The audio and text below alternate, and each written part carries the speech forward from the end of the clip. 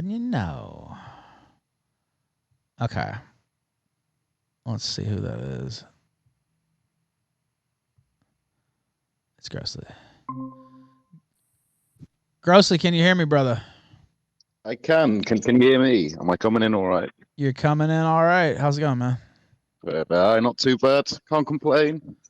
Very cool. Now, we're about to have, already, we're about to have Boneface on here. Oh yes. Oh, long time fan of Boneface here. I've watched him for fucking years. All right, you know what? Years. You know what? I haven't. I know a little bit about him because I talked to him some and went through some of his stuff here on air. But why don't you give us a rundown on Boneface?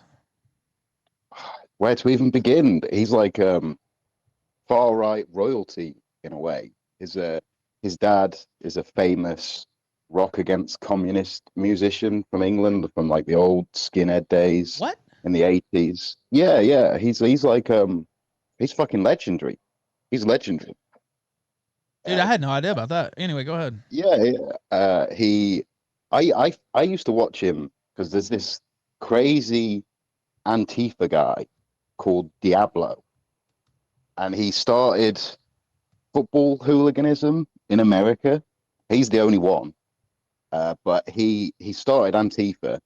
Then he became a football hooligan. I think like Vice did a documentary on him way back in the day, and I used to fuck with him and like troll him, A-log him a bit. And then Boneface was going to fight him. They were going to have like an MMA fight, and they would cut promos on each other. Like the most epic shit you've ever seen. It was like two fucking champions ready to fight. And I watched this intently.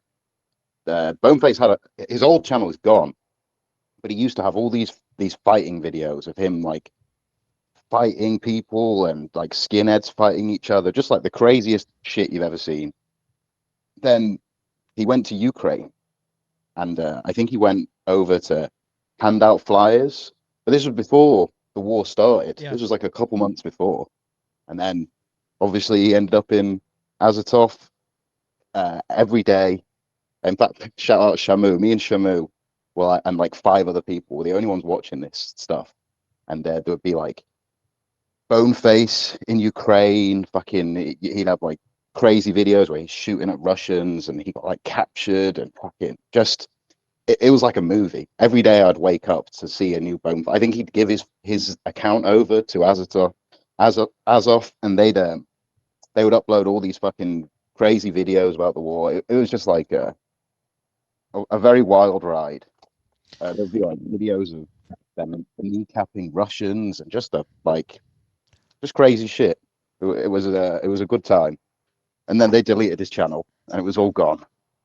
All the classics gone. Now, he has a lot of them. He Yeah. sent me several of those. He has, what is it? By the way, did I drop some pesos? I have to look. I had my pesos flashing earlier. I think I dropped some. But he had 36 confirmed kills. And he told me that it was probably higher than that because they didn't count like ambush kills and stuff like that. Yeah. And couldn't always count. It's going to be way more. Way more. He was fucking in like the front lines. Like I remember there was one day where they said they caught him and they had like his papers or something. And I was like, oh fuck, they got my boy. They got Boneface. This is the end of the ride. And then like about a week later, he had this epic video where he was in a car and it was nighttime. And he was like, hey, it's me, Boneface. They can't keep me down. I was like, fuck yes, he's back. They didn't catch him. It was like literally like a movie. The wildest shit I've ever seen unfold on YouTube. Dude, we had a clip of him in Las Vegas, and like 20 Mexicans try to jump him, and he defeats the whole fucking crew, and then throws up a certain salute there at the end. And this is right in front of Caesar's Palace. I know exactly where this is, and I said this when we aired it. I know, and you can see I've been there plenty of times now, and you can see Caesar's Palace in the background. And he's just using all kinds, like he kicks this one guy in the chest like a fucking, like it's Tekken or some shit. And just, well, you see at the beginning, they're like looking like they're about to swarm him, and he like lays out about two of them, and then all of a sudden, the courage starts to wane a little bit from the other people. Like they're like, oh shit, even though they outnumber him, still like 15-1 or whatever it was. It was insane. It was You know what? insane. That's not even a one-off. There is videos of him. It was like it must have been an old VHS or something, but like fucking from the 90s, he was taking on entire crowds of people by himself. The man's a machine. Like he's a one-man army. It's nuts. Well, then he can fight and he can shoot too. Like Yeah. he sent me a couple. I mean, I usually don't watch stuff like this, but I mean, he's literally killing people in these clips. Like I was like, holy shit. Now here goes a link. Oh wait, that's the wrong link. Let me see if I can send you this. Okay, he's also like infamous in Russia because they used him in some of their videos, and the FSB was trying to capture him and all this stuff. Let me see if I can send this to you in the chat. Okay, you see it in the YouTube chat or in our meet chat? I mean, Let me. I don't know how to use Hangouts too well. Well, you know what? I'll give me a second and I'll. I got it pulled up. All right, go ahead and hit it right now. Давайте посмотрим фрагмент и поговорим.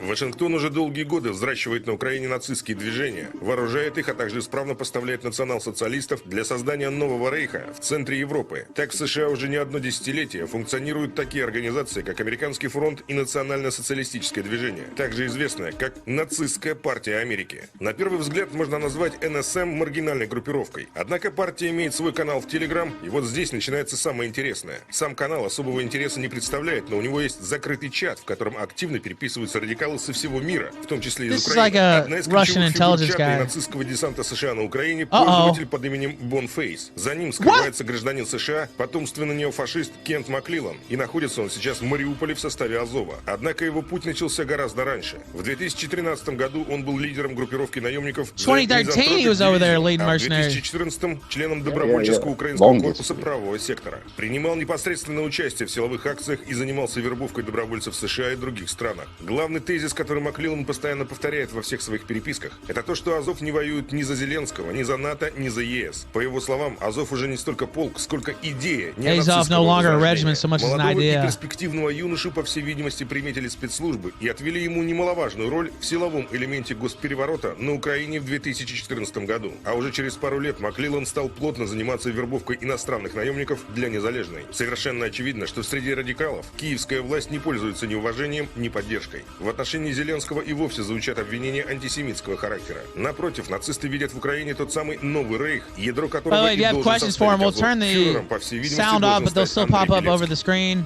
And I'll still ask any Давайте questions. по порядку. Американцы очень прагматичная нация, чтобы они там про себя не фантазировали.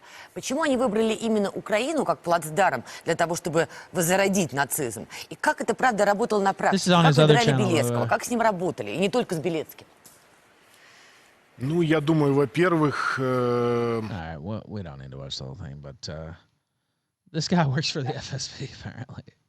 They're on Russian television airing this to the nation. And he's like a public enemy over there. Yeah, go ahead. He's infamous. Like he's literally like a living legend. It's wild, dude. I had no idea. And I was well, somebody, and I think they were fucking around now, but I was told that he was going to show up to the rally in Florida, the Fuentes Rally 2 or whatever. And so I'm walking around the parking lot and I'm like, oh shit, Boneface, where's he at? Is he about to show up? Now he wasn't because he didn't know about it, but he told me that if he had known about it, he would have shown up. I believe him. I believe him too. And I was just talking to him. He got a busted lip right before the stream. I think he was fighting somebody today. I believe it. I 100% believe that. I think that man's life is just like a series of never-ending fights. Dude, it's crazy. I was talking to him and I was like, dude, I thought my life was crazy until I started talking to you. Like, I was like, holy shit, this is... I mean, not that I don't have some cinematic, turns and twists and turns, but like, wow. I mean, they could literally do a movie about him. Like it would be the best movie ever. It'd be unironically one of the greatest stories ever told. Maybe it would be the greatest story never told unless they make that movie. All right, now let's see here. I wonder if I could play that. Who has that clip of him fighting the Mexicans? Let me see if I can find that. That might be a good intro. Some of these clips I can't play. Yeah. Because they are literally that bad. Let's see.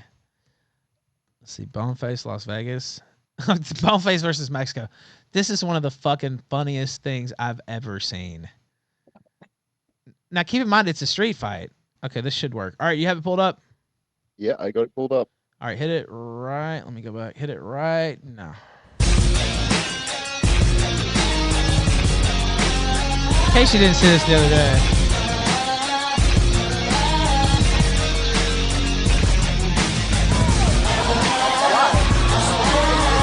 Show me a little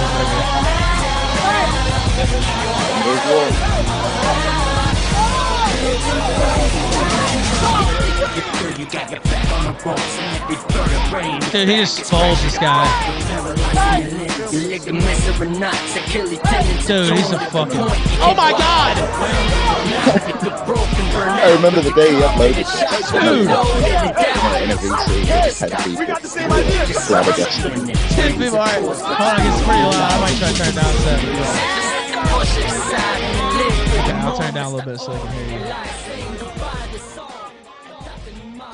Dude, holy shit. Boneface versus Mexico. Oh my god! Mexico does not come out on top. Oh, no, they do that's not the do kick well. right there. Oh my god. Yeah. Then he knows not to stay on the ground because they could get him. He gets back up. He was going to ground and pound. Then he takes his club away from that guy. Oh, yeah. No. Oh, no. Literally not a good idea. Machine. Oh, my God.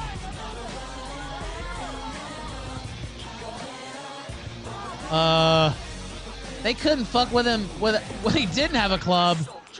Oh, shit. Oh, he grabbed it? That's not a good idea.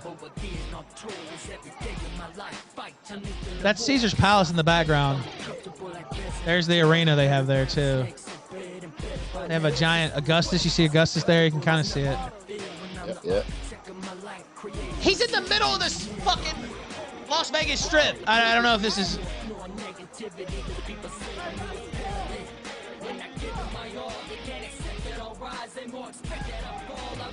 Link, yeah, I'll put it in there. Oh.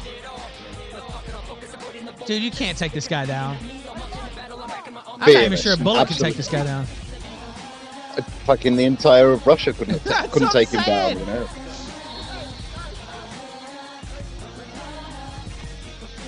No, don't watch that.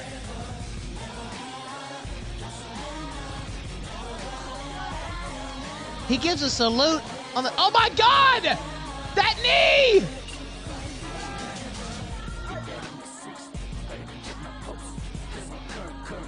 All right, we'll pause. I don't want to show what he does at the top of the stairs, but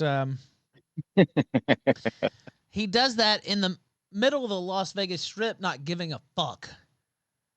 I mean, this has been his entire life. Like, literally, when people talk about like skinheads, this man is the epitome of white picture as a skinhead.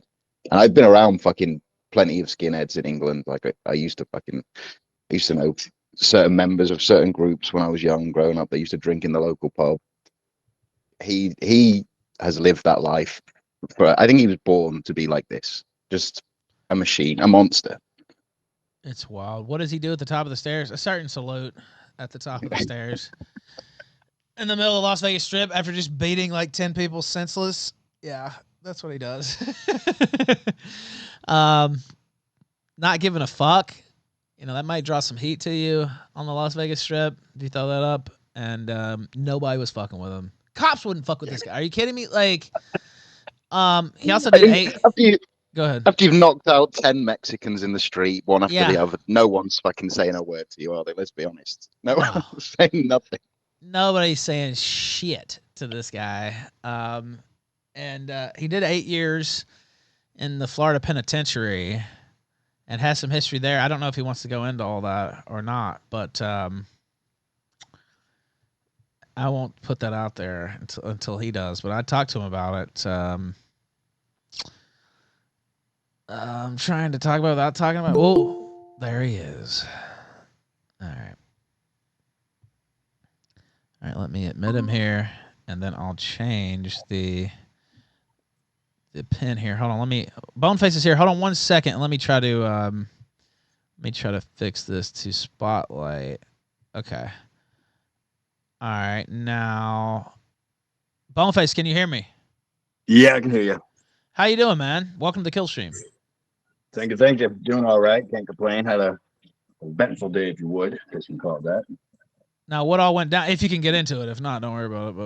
But what about 15 minutes? If the cops come up, then I'll fucking explain in the last minute. But until now, we're all right.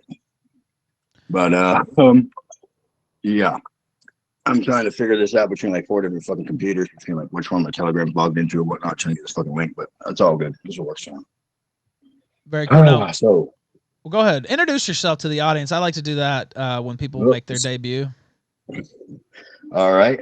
My name is motherfucking Boneface, Edo Boneface Suka, Mariupol veteran, Mariupol fucking survivor, and Azov extraordinaire. Mosquitoes don't bite me, simply out of respect. Now we talked a little bit about your experiences there. First off, how did you get involved in Ukraine in the first place? Now you went back even before the war, but why don't you tell people? Yeah, you know more about it than I do.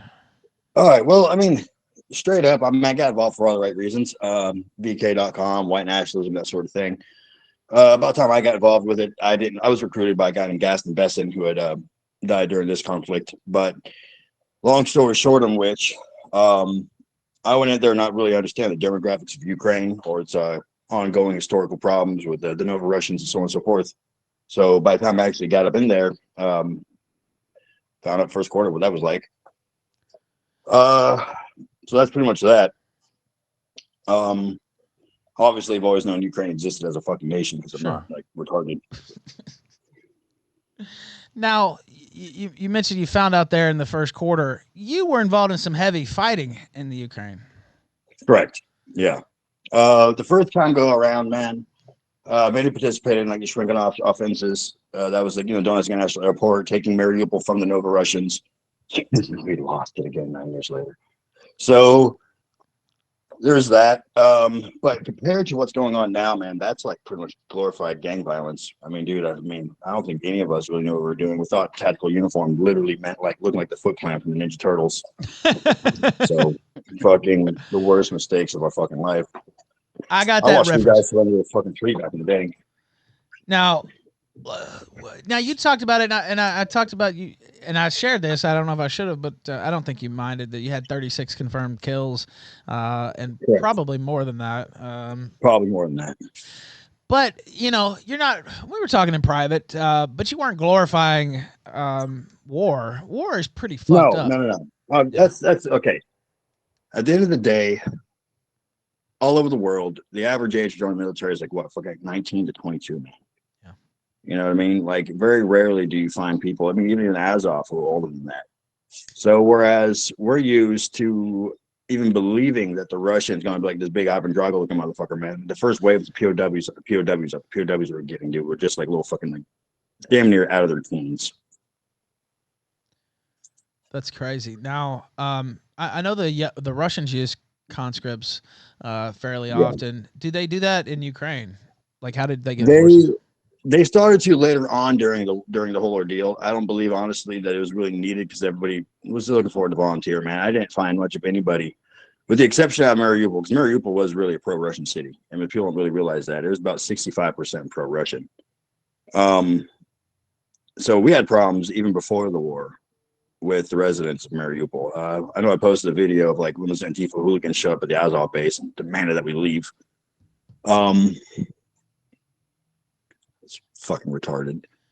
But outside of Mariupol, I mean, there wasn't much of anybody who wasn't already willing to go. I mean, like for once, and in the first time I've ever seen an entire nation come together, regardless of what the fuck you were, believed in, race, or whatever the fuck. I mean, politics aside, because I'll be the first one to tell you, I'm the biggest critic of Zelensky there is. I cannot stand that fucking faggot. But at the end of the day, the entire nation was unified because of the bigger problem. See what I'm saying? Yeah. I mean, it's war. And yeah, it's exactly. It's that. There's that part. And I could try to break it down this way to people. Like, this whole nation came together in 9/11. You know what I mean? 2 of our buildings got knocked down. But down over there, Like, yeah, remember this? Like 6 of their fucking cities got completely obliterated. Now, let me ask you about Zelensky. What's your problem with him? All right, again on that. Well, you brought I mean, it up. okay, even before the war, like Zelensky, like Azov doesn't even salute Zelensky. We don't recognize him as any military, nothing like that. I mean, he was a stand-up comedian, he played piano with his penis. That's what he's known for doing before the war. He confronted Azov several times about pulling the guns out of Donetsk because he wanted to make peace with the Russians. And at the end of the day, like he fed them so fucking much, bro, that like the smallest hint of pulling back on any agreement he made with them, they want to come out and pull force. And that's inevitably what led to this conflict. But Zelensky, I mean, I gotta say this about him, bro. He's still in the game. He hasn't killed himself like most of the Western world leaders have at this point. You know, he's still in it, man. But at the same time, I fully believe that had they listened to Azov to begin with about the intermarium and keeping peace between the East and the West simply by staying neutral, we wouldn't have had this issue.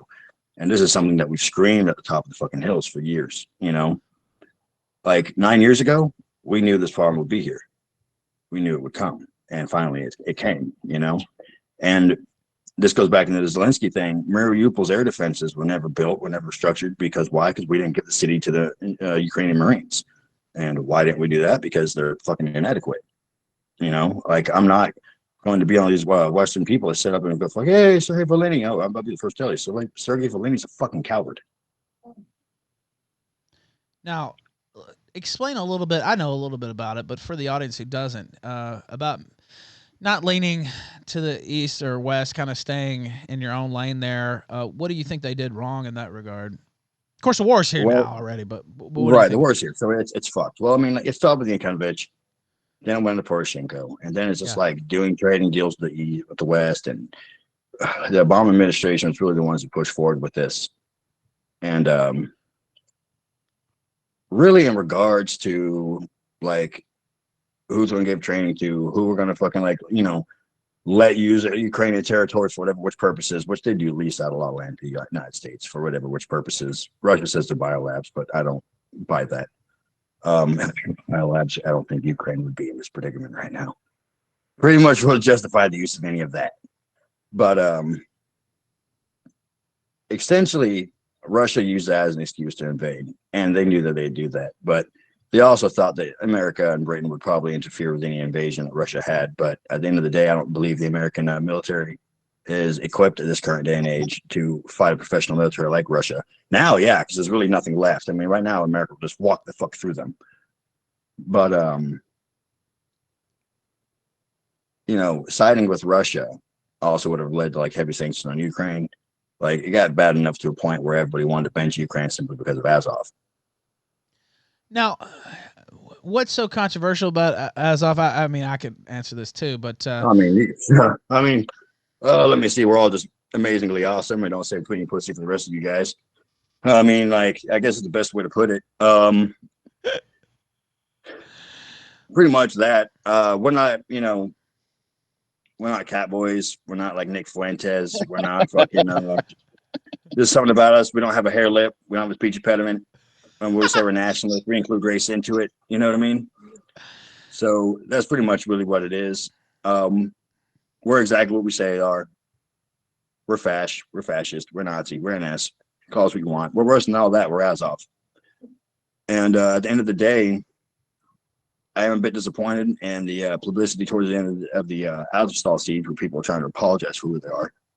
I'm trying to give like a lesser version of who they were. But honestly, I do believe it's required for fucking, you know, the ongoing defense of Ukraine. Now, Russia, and I have some other questions on this too. I have a whole list of questions and stuff. But Russia has used that heavily in their media war, I guess, against Ukraine, saying that it's Nazi this, Nazi that, and they've leaned heavily on that. What are your thoughts about that? And we showed the video where they made you a target too, and singled you out specifically. Vazi Polazov and, you know, the FSB fucking made this whole big ordeal about me. And, you know, there's even a military operation at one point, the whole Mariupol thing, to take me out. And that was, you know, I didn't think I'd ever live to see another day at that point in time. Like, we were still over there fighting when that interview whole segment came out. And like, Yeah. My thoughts on it. Well, it is exaggerated to a degree about, quote unquote, Ukraine's Nazi problem. All right. Yeah, you have Azov. Yes, you have Right Sector. Yes, you have Adar. Yes, you have Kopitiansik. Yes, you have C-14. Correct. But I mean, Russia of all places, I mean, dude, you guys had Tisek, like, and Tisek still has a following over there and in Ukraine. So, like, who are they? Okay, so they don't have any intelligent National Socialists who made it into politics. Is that what they're bitching about? Like, okay, so what? Ukraine has, and they're all democratically elected there. That's not anyone's fucking problem. There's no race laws being enacted. I mean, but what races do they have over there in Ukraine that can be targeted? I mean, what, all 3 black people? I was gonna say, not too many black people in Ukraine, are there? Yeah, for real. Like, goddamn. But I mean, like, yeah. I mean, you have that one weird gay black kid who hit like the Hosko Knock Bandera remix. I mean, like, is he still alive? You know what I mean? Fucking yeah. So the denazifying of Ukraine. I mean, like, okay, all they did is made it more radical, and all it did is just proclaim a point. Now, also at the same time, is they've alienated Russian nationalists. They've made it a common goal to add anti-fascist, communistic things from their past into their nationalistic policies. I mean, for example, like every time they take over a settlement, every time they take over a village or a city, they hang this victory over fascism flag, which bears a hammer and sickle. You know what I mean?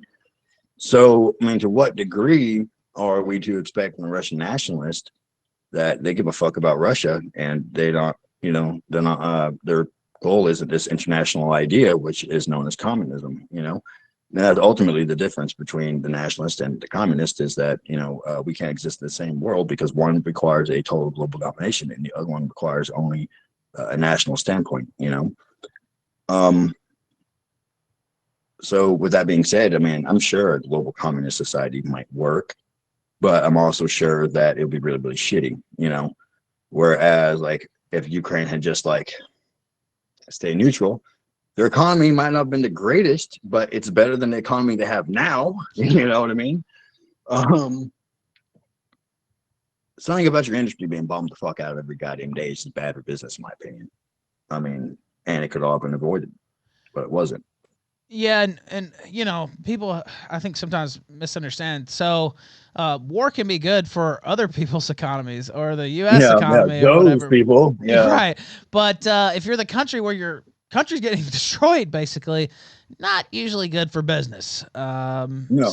So, it's good for arms manufacturers and stuff like that. But yeah, not good for Ukraine itself. I mean, dude, all those Kalashnikovs that are being produced have probably been produced like 6 fucking years ago. They're still being passed around. You know what I mean? Like, yeah. I don't know much about Dr. Kalashnikov. I heard he was a man of peace, but I don't fucking see it. Now let me ask you this: you were an American fighting in Ukraine. How many other Americans would you say are over there? If you can talk about that. Well, now a lot more than what there were. Now it's a lot easier to recruit and send people over there. Like back in the day, it was really fucking difficult until like we had people who actually decided they were going to live over there and stay over there for some fucking reason. But like, we have problems all the time with like guys showing up at airports, no one's there to get them, and them not knowing they're fucking like Ukrainians, so they don't know what the fuck to do, and I'm panicking. Them fleeing the United States with like murder warrants and shit like that one Craig Lane guy did. Hey Lane, if you listen to this, what's up, doggy? So you had a lot of problems like that. Americans over there now, though, a fuck ton more than what they were. A fuck ton. It's not that it's unsettling, but like I know I should have sent you the video. When I came back, I was, fucking halted up and arrested, detained actually. I got my passport yanked from me, blah blah blah. I can only imagine what kind of life will all those dudes that come back to live on. So we're gonna have this future wave of veterans who do not by any which means are going to get any kind of counseling for what they go through, or not going to get any kind of solace for what they went through or what they experienced. And how do I say this? Like, it fucking sucks, dude. And it really does. Like, you know, the FBI will pull up on me randomly every other 2 months and advise me that they think that there might have been like some kind of gray that came over the border. You know what I mean? So it's like, where does that stop? You know? I don't know. Now, let me ask you this. You talked a little bit about the complications. First off, how do you even get over there to fight? I mean, maybe that's part of the question, but okay. Huh? Well, okay. Well, yeah. I mean, like, you could just literally, you can apply on the fucking territorial defense of Ukraine, fight for UA.org. You can hit up my fucking buddy Michael Woods. He gets you over there in the 3rd Assault Brigade, signed off by General fucking Bethune and all. And you know, if you have a passport, man, you can get to fucking Ukraine. I mean, it's that easy. It's not one of those countries that like forbid felons. You know what I mean? And then now there's like no visas. You know what I mean? Just get a passport, get the fuck over there, and you're in Ukraine. Now, I do have a passport. I live in Mexico. I told you that. So I have my passport right here, actually. I probably will not go fight. But I think I talk show host is good for me. But yeah. Well, go ahead. I mean, like, how do I say this, man? I mean, my experience isn't going to be the same as everybody else's because 1, I was in fucking Mariupol, right? 2, like, a lot of the shit that I was doing like back in the day, I wouldn't be talking about right now had it not already all come to the light. You know what I mean? Sure. But it did. So here I am, and I'm not being charged with it. And even if I do, then thank fucking God I got out before I did. You know. So the guy, you know, who goes over there now probably isn't going to be as, let me see, how do I even phrase this? Like with me, there was a lot of like, why is he over there? How is he over there? Should we arrest him for something? Should we suck his dick about it? I mean, like, what should we really do? You know what I mean? Can we do both? Can we handcuff him and suck his dick at the same time? And that's pretty much what they did. You know, like I said, Ukraine is its own thing. And I'm sure other guys going over there, you know, with like the Rangers expertise and, you know, this is traveling by the embassy. I'm sure that they won't have any problems if they go over there via the embassy or with papers or whatever the fuck. But you have a lot of other dudes who are going over there on fucking free will. And my advice to them is to stay over there. Do not come back. All right, now I have some other questions, and some of these are prepared. Those are just we just kind of went there with most of those questions. But here's a question, prepared question. Supposedly before you were shipped back to the U.S., there was an attempt on your life in Kiev while you were in the hospital. Who was behind it? Yeah. What was the motivation? And would you ever return to Ukraine after that? That's kind of a well, right now I've warranted Ukraine for doing media, doing interviews with ICTV. If you guys are familiar with that, they don't like that very much apparently. I don't see this war as black and white. I see Ukraine is fucked up on its own edge too. I mean, Ukraine is a corrupt government. That's not even a lie. I've seen some crazy things. Like SBU guys getting jacked by AFU guys and getting sent as conscripts to Marinka. Like that, seen that happen. So the attempt of my life, man. Yeah, after Mariupol, all of us were sent to the SBU hospital in Kyiv. And Vasily Prozov, the former head of the SBU, which is Ukraine's security services, essentially started a blog and had posted on the blog that, like, I've contacted my contacts in Ukraine and any reasonable efforts to capture Mr. McLellan will be made, and blah, blah, blah, blah. They agreed this is an important link between Western Nazism and importing to Ukraine, blah, blah, blah. And essentially, he did find some guys. They thought they're on the way to get me. They got met up with Kraken instead. Most of those guys are dead. And I was just kind of took out of the hospital one day and like, hey, listen, they're going to Poland. They're flying you fuck out of here. And that's that. Like, okay, cool. I'm not bitching, you know? So that was that. And I was, you know, shipped back to the United States and then detained by the FBI. So. Now you said that, and this is not a prepared question, but you talked about they messed with you when you came back. Is there even anything they could charge you with? I guess not, since they didn't do anything. But well, they didn't charge me with that. No. I mean, I'm not on bond right now. You know, Yeah, right. Fucking goddamn. I was gonna say, thank God you're not, because you'd be in jail probably. Yeah, they would try to violate. Yeah, right. Yeah, but I mean, at the end of the day, man, I mean, it's like they took my passport from me, fucking legal as fuck. Like, you know, this pretty much broke down some ground rules to me. Like, you're a felon, you're not gonna have a gun. Pick up gardening as a side hobby. I wouldn't be trying to go back over there. Fucking don't introduce yourself as a lieutenant or senior lieutenant to anybody in uniform, not a cop, not a military man, blah, blah, blah, blah. But like, what's the charge that comes with that? Like, if I tell a cop I'm a former Ukrainian lieutenant, you know what I mean? As long as I'm not trying to like manipulate that poll or something like that to, like, I don't know, get equipment off a base, you know, what's the big deal? Eventually, the Ukraine's government had to come out and do a statement on me. The Russian government obviously did fucking kind of statements on me. It's all around the board. It's just a fucking mess with that. So Ukraine, pretty much all they had to say about the whole deal was like, Russia really likes to fucking bring him up. And Russia was like, he's still alive and we don't know why. By the way, if you have any questions here for Boneface, you can submit them powerchat.live/the Ralph Retort, killstream.live/tip. You know all the options. Also Cash App. I'll check that here in a minute. I have a bunch of questions still. Grossly Offensive is here too. Did you want to ask a question before I get deeper into some of my stuff? Well, I have a lot of questions. I've been watching you for a very long time, Boneface. Way back when you were like talking to Diablo and you were gonna have the MMA fight. I don't think it ever happened. Fucking goddamn Diablo. Yeah, yeah. Yeah, I used to watch all them videos back then, and I was a fan of your dad's music. I think it's your dad. Yeah. So I had questions about that, like what? Because really, you're like sort of like royalty for NS stuff. Yeah. I mean, like, you know, I guess the first thing I gotta say about Ken is, you know, I mean, my success is on my own. Yeah, you know what I mean? And I try not to claim him much, man, and vice versa, I guess. I mean, that dude has like 15 fucking other kids. But I know he is, but still. But at the end of the day, he's obviously the biggest influence I have in my life, so on and so forth. You know, came here to be that, and I fucking McLellan named strong, man, you know.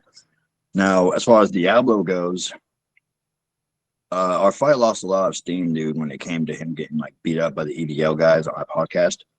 Yeah, I have a whole video on that. Yeah, he got jumped by like what, thugged out Macaulay Culkin and like a dude who's looks like what, dude, like he could play fucking Yogi in a live action fucking Yogi the Bear movie. And he did not look very tough about that at all. He looked like he had a lot of shock to him about that, which was like, whoa, like, dude, I can't go up against this. Yeah, what if I fucking lose? You know what I mean? That'll like take all the fucking steam out of me. He just kind of screamed for help and said, "Get him off me! Get him off me! Get him off me!" So it's like, bro, cried on the sofa. He was screaming on that sofa. Yeah, and dude, what was crazy about that was he was so in control over that whole fucking dialogue where he was like, you know, every time Tom would try to get a word, and he was like, "Shut up, I'm talking," you know, and it's just like, it was hilarious to watch. But the next thing you know, when blow came for blow, bro, it's like Diablo was screaming for fucking help, and it's like, this is the devil, huh? Yeah, not very scary when push came to shove. Definitely not. And you know, he at the end of the day, man, you know, fucking he helped me quite a bit when it came to the whole Ukraine thing. I mean, because one, he made money off my name, and which I've still yet to do. You know, and he kept the videos going on. So fucking my people always try to contact his people when he had questions about like if I'm still alive, this fight's still gonna happen, here I died. You know, Russian TV pronounced me dead like 3 fucking times. Yeah. So it's like I'm not dead yet. I don't know if that was a little ploy they'd use. Like maybe if we just say he's dead, he'll come out with a video and let us know he's not dead, so we know, you know, try harder. So yeah, fucking A Diablo. I haven't heard that guy's fucking name in a while. Eventually, sooner or later, you know what I mean, the idea of me and him fighting just kind of got dropped, and I went to go try out for King of the Streets, and I'm still waiting to hear back on that. I was supposed to originally fucking fight the fuck's his goddamn name, the guy with the eye catching problem, fucking goddamn it, Eric something. Eric Olson. I was supposed to fucking fight Eric Olson. He has an ongoing fucking feud with a brother of mine in France, and he has that fucking fight was a spiff. I don't know if you guys follow King of the Streets at all. Do you? I watch it from time to time. Yeah, he knows it, bro. Okay. Yeah, so it's just so when my focus as far as fighting goes has been more or less on that. Me and Diablo live in the same fucking state. We should have been already able to handle this. Yeah, Diablo would have got demolished. Let's be honest. That's not. Yeah, back in the day, he was something else, bro. But I think all like the LSD and steroids have fucked up that dude's head so goddamn bad. Like he's just fried. He's a bug. You know what I mean? So it's like why are we even doing this, man? You know, like. And I know white power guys. That dude's fucking retired back in the goddamn day. But it's just like I said, he's not that same dude anymore. And I think he's still trying to stay relevant. He's also like the 20 years older than I am. The whole importing hooliganism to America, it's gone a bit off the deep end. Oh yeah, that's just fucking ridiculous. I mean, dude, like we don't have hools over here. We have gangsters. You know what I mean? I don't need an H to go around beating people up in the back of an alley. I could do that up on my guy himself. I just fucking did it. You know? Well, we don't even really have them anymore. Like it's 20 guys. It's not a thing in England. Right. I don't know what his perception is, but it's not the fucking 80s. The 80s are long gone. Right. Yeah, I mean, dude, he's just like a lot of skins, dude, in America. They kind of over romanticize the idea of like punks, mods, and scooters and shit like that, you know. Those days are gone, bro. You know what I mean? Like, granted, yeah, I mean the fanaticism of football violence is always going to be there, but like actual like firms and shit like that existing to the full extent in which they were, like, I mean, dude, they get busted down by local police and international police all the fucking time anyway. Yeah, well, it's impossible. Everyone's on bans. There's cameras everywhere. They got to meet up in dodgy alleys and keep it super low key. It's just not doable in this age. It's right. Time. 5 top favorite RSC bands: Screwdriver, Brutal Attack, Day of the Sword, Final War, Pitbull Farm, Pluton Sabah. There you go. You saw that. That was a super chat that came through. And I turned the sound down so it wouldn't interrupt you, but you got a good eye there. Yeah, they were asking about How did you not see it? It only took up half the fucking screen. Well, you know, money talks here on the Killstream. No. Usually it literally talks, but I turned down the sound so it wouldn't interrupt you. Gross, you got another question or two, and I'll go to some of these others. And you can super chat in questions like that gentleman just did. Yeah, so you had loads of videos on the old channel that got banned. I used to watch. I know. Yeah, that was a loss, man. The main importance of that channel too was the timestamps, because a lot of the videos got uploaded before Azov actually uploaded them to their YouTube. And we had people like Frostovic, we had people like Fox. It wasn't just me uploading to my first channel. And the loss of that, like, one, YouTube won't let me get my data no matter what. They just fucking would not. Most of my stuff is posted still in chronological order on like Documenting Reality. If you guys ever heard about that website, it's like a gore forum. So I post more of my extreme shit at. Which I have a lot of it. I have a fuck ton of it. So, I mean, obviously it's war. Fucking Russia lost 7,000 fucking losers trying to take that goddamn city from us. 7,000 fucking guys, and Azov lost about 356, the official number. But I do suspect that being higher personally. I just think we haven't had the bodies recovered. So, but it's not fucking 7,000. So that wasn't your first time in Ukraine either, was it? No, it wasn't even my first time in Mariupol. Yeah, fucking A. I mean, like, and here's what's crazy, man, is I was just talking about this, fucking yesterday, where it's just like, dude, we had civilians who were in Azov with us who were like pro-Russian. You know what I mean? And it's like, do you not see what the fuck happened outside? That's not us who did that, you stupid fuck, So it just, the insanity, man. And, and out of all of Russia and its allies, man, the DPR were they fought harder than the Third Reich Spetsnaz did, in my opinion. You can always differentiate who the fuck was who when you're coming up and fighting against them. Now let me ask you these super chat questions. There's a couple that came in, then I'll let Grossly ask a couple more, and then I'll get to this list. Anonymous says, "Does Boneface have any thoughts on artificial intelligence and its influence in society and possibly warfare?" That's kind of a deep question. Well, we weren't lucky enough to get American tools when I was over there. That hadn't happened yet. So we had to, like, you know, we had instructions on the side of it still. We didn't really have a lot of artificial intelligence. The influence of this in modern day warfare, I mean, dude, I mean, it's like, I can't really say a whole lot of it. I mean, like, you know, drones have obviously played a huge role in casualties here. Whereas, you know, big name fucking companies that manufacture weapons are collecting data off of like what explosives are used on the Russians and like the death bombs and shrapnel and shit like that. I mean, to be able to collect that kind of data statistics, like, I think it's pretty fucking scary by itself, let alone, you know, create them. But no, I don't believe in any which way that artificial intelligence has any kind of like more rapidly evolving future in the field of war. I mean, like, how much more can it get? All right, now let me read this. It's from Catboy's Tongue My Anus, and he said, "Holy fucking shit, what a Chad and what Kino content, Ralph. Thank you for that." And then he says, "Praetor Boneface, what did it feel like to kill? Are there any regrets, and would you have done different what would you have done different in Ukraine?" Not published crucifying people. I wouldn't have done that. You know, that came back and haunted me at the end of the day. Not published most of my atrocities, I guess you can say. And any regrets? I mean, like, how do I say this, man? Like, when I thought that I wouldn't spend another day on Earth, it caused me to act a certain kind of way. Make sense? So when it came to like just trying to rub salt in the wounds of, like, you know what I mean, anybody who might be a pro-Russ or, you know, I mean, Russians and their families to begin with, it did cause me to act in a more unprofessional manner than what I should have, which caused a lot of embarrassment on the regiment as far as, you know, when the worldwide forum goes. So I really wish I could undo that. And what it was like to kill. That's a weird question. Yeah. You know, it's different, man, when it comes to you're defending the line of a nation, and you're defending the people, the cities, the communities, and the people who are living in peace up until February 25th.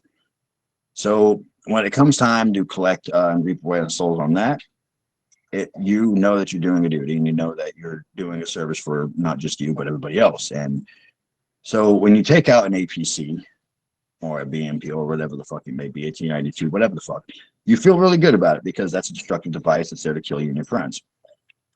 When you're mowing into a line and chain of people who are now tripping over each other trying to get out of the fucking stream of bullets, you kind of do feel kind of like, oh, about it, you know what I mean? But at the same time, like, you convince yourself to kind of live for that firefight and that exchange of which, because you're a soldier and that's what you're there to do to begin with.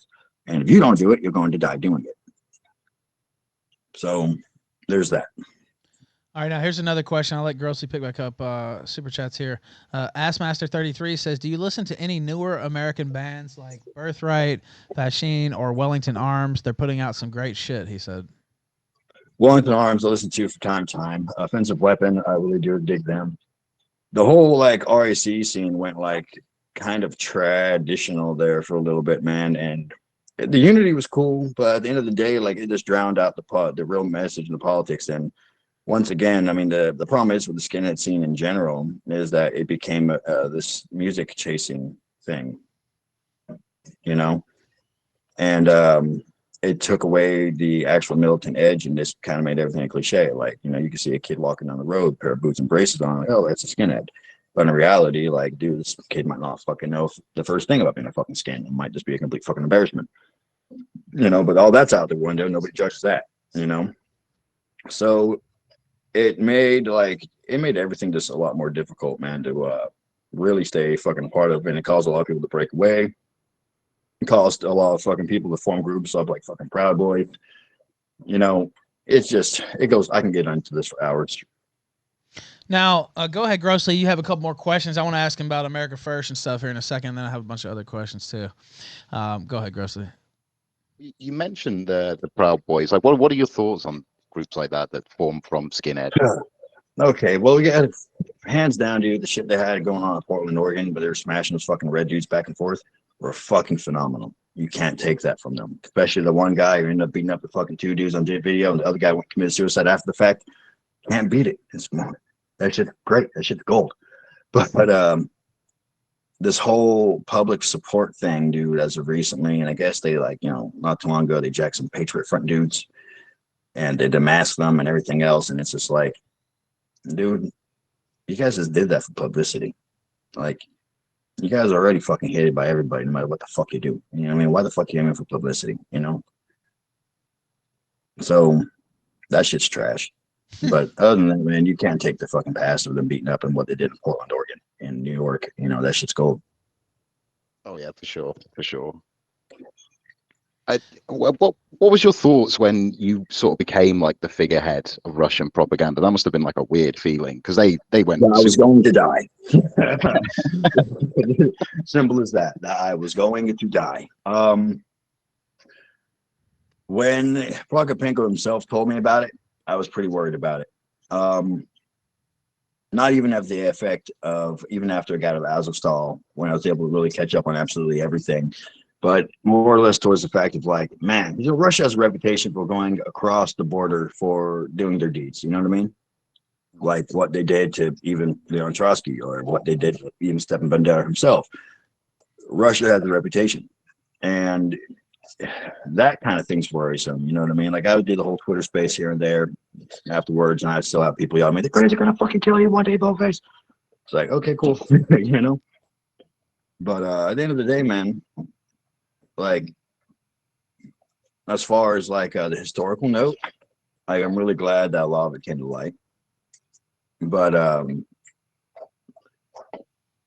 it is concerning as far as security goes, as far as like, you know what I mean, like FSB agents trying to make a move on me now that I'm out of the whole conflict. Do I foresee any of that really actually happening? No, not really. I don't hide where I'm at, not from any fucking body. I'm pretty much, I dox myself on purpose. You know, I get bored with my life and want to punch things, and yet it's like, here I am. Nobody fucking does anything here at South Atlantic Avenue here in Daytona Beach. So yeah. Now let me ask you this.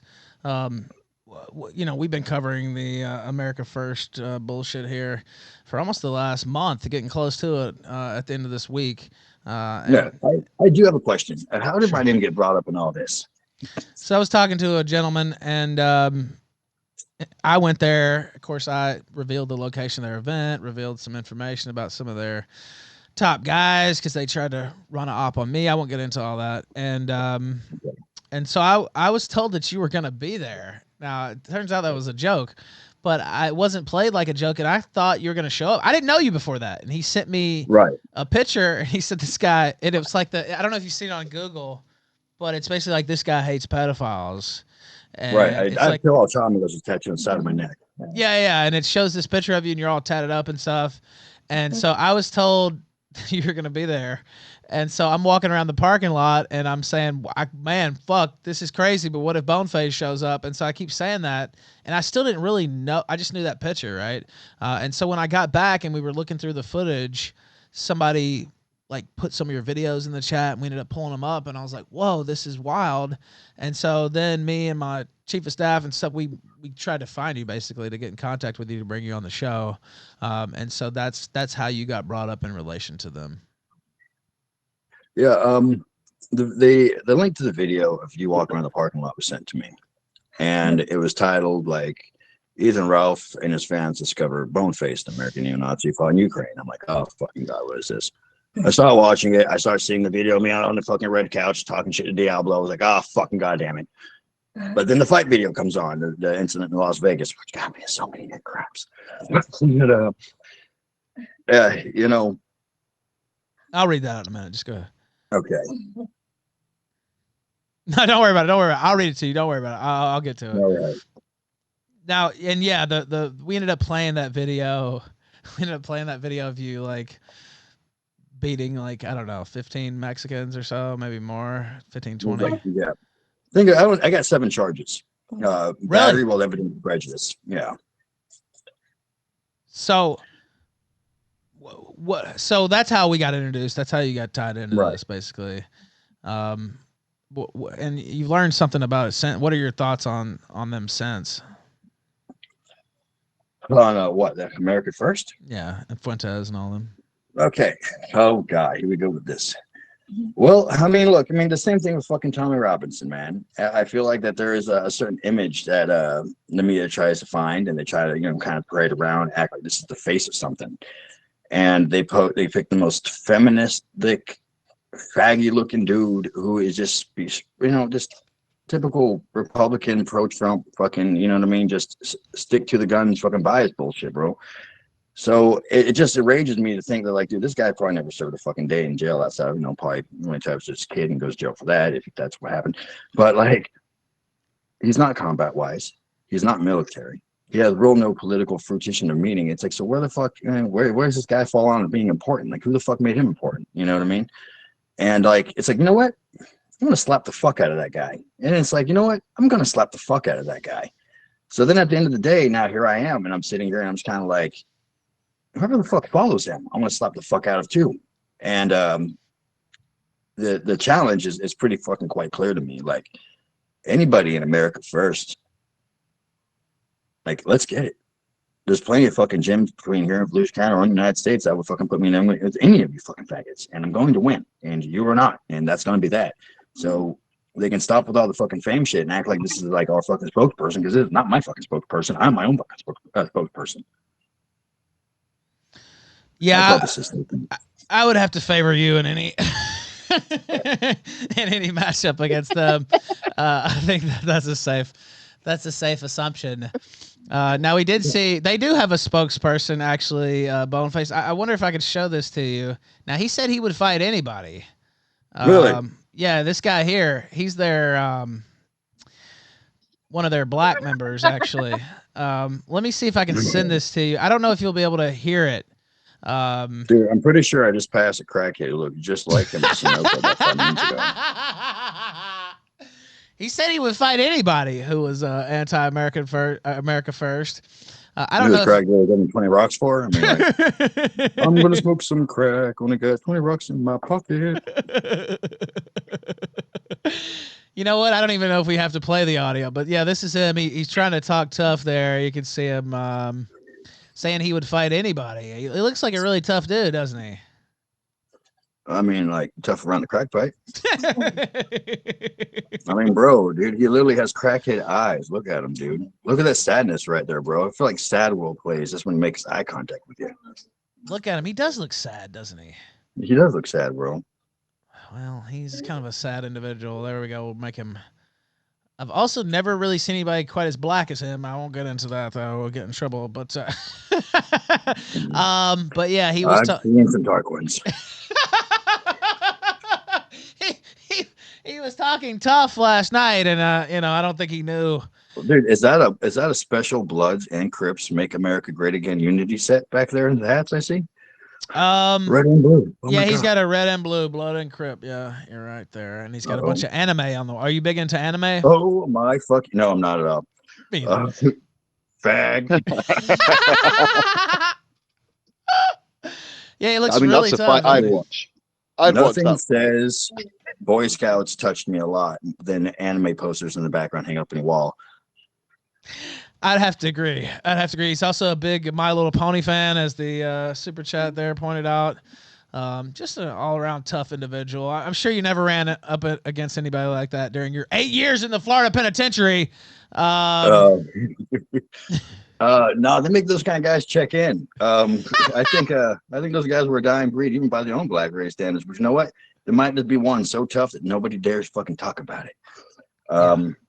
There's those anime drawings on the back wall. That might be of him on his slow days. You never know. He might just be a fucking beast.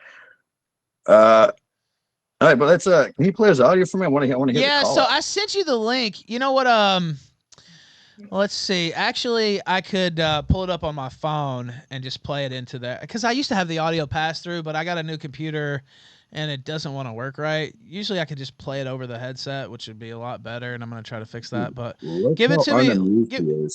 Give me a second and I'll thumb through my phone. Now, it might not be that loud, but I'll play it. Give me 1 second here. I tweeted about it last night. I mentioned that he needed to fight cholesterol, and I'm down like 70 pounds. I'm starting to get to where I need to be. He's not. Now let's see here. There's a fucking die sickle cell first. Yeah. I didn't say that. No. Oh, it's okay. Tupac said that once too. All right, now let's see. All right, now let's see. Let me play this and see if you can hear it. Okay. I'm willing to fight anybody. Anybody. Oh, dude, it's not like the I don't care if it's a Ralph. I don't care if it's a baked. I don't give a fuck. I will fight you. And I will break your fucking nose. Tell Gibby there to calm down. If you don't control me, I might even kill you. What? You want to play dirty with me? Nigga? You know who the fuck I am? Fuck out of here. Try me. I'm willing to fight anybody. Anybody. Anybody. I don't know about anybody, but I'm somebody. I don't care if it's a Ralph. Okay, it's repeating now, but he said anybody, Boneface. He might even kill them, he said. Well, what's his name? Tenryo is the moniker he goes by online, but his actual name is Rulon.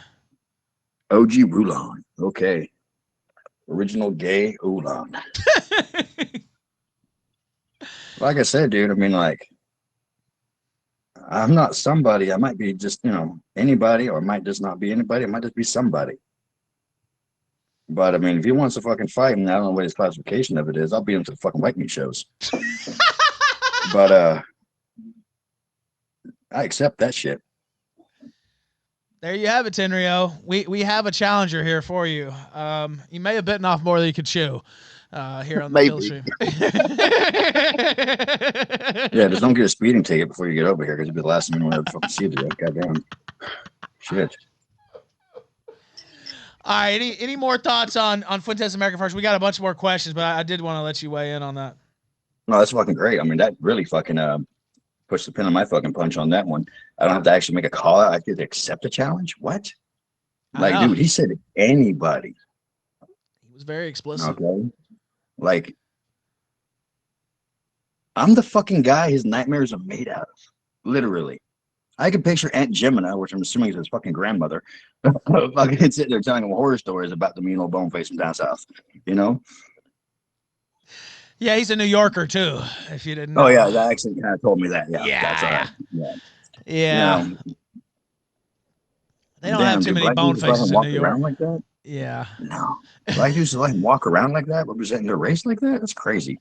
Damn, black people, tighten the fuck up. That. Yeah, he needs to tighten up. I don't think he expected this sort of a challenger, but he said it, so hopefully he can back up that check that he wrote. Dude, isn't that cab driver that caught with a swastika on, man? Does it? No, it's not. He's actually he's America First's houseboy, you might say, if you're being polite.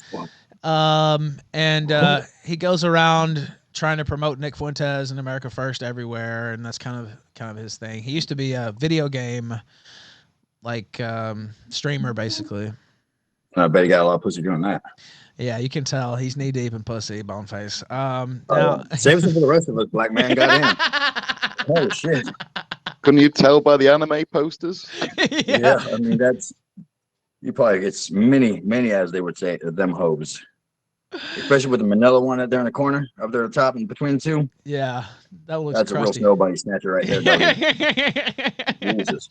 All right, let me ask a couple of these super chat questions. If you have super chat questions, powerchat.live/the Ralph Retort. There's other ones there too, and you see them underneath the video. Catboy's tongue my anus. Catboys is another American Jesus, First. what is up with that guy's fucking name?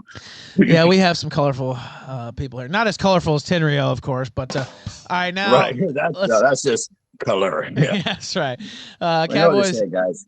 It's not hate crime. We love doing it. That's right. That's exactly right. Catboy's tongue my anus says, "What a hell of an honest and sensible response from Prater Boneface. More than I could have ever asked for. I truly wish you the best. All I could ever ask from you is you read your Bible. If you don't have one, get one. I won't read the last word because he said pussy. I don't think he wanted to call Boneface that, but he's just don't hurt him. He's just joking. Now, are you big into religion? I mean, you can answer that if you want. I don't want to press you on it. No. I mean, like, I've seen you crucified once, but he wasn't no god.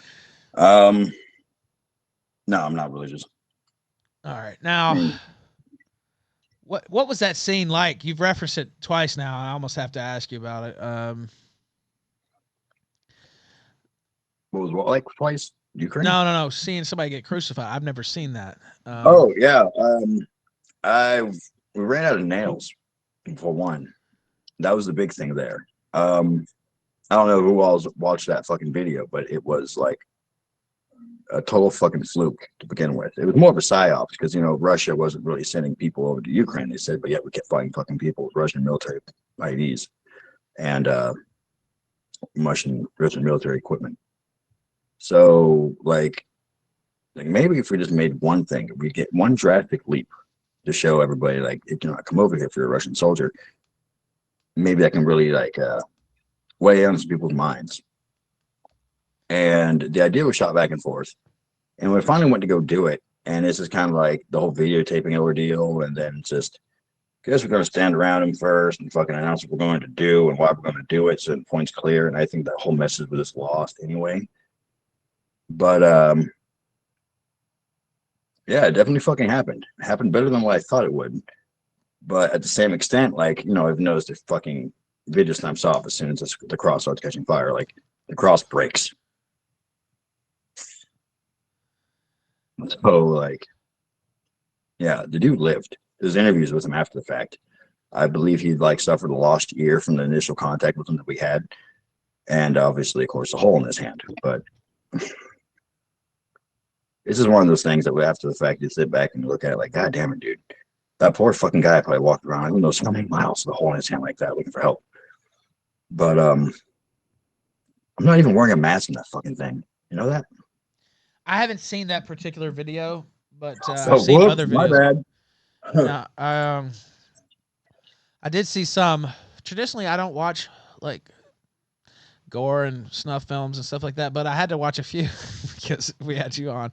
And so I was like, all right, I need to do a little research, but I actually didn't see that one.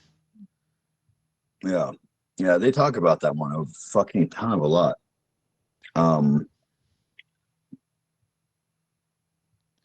It's crazy. I thought I'd heard it all here on the Killstream. I have to say, you never know what'll happen on the Killstream.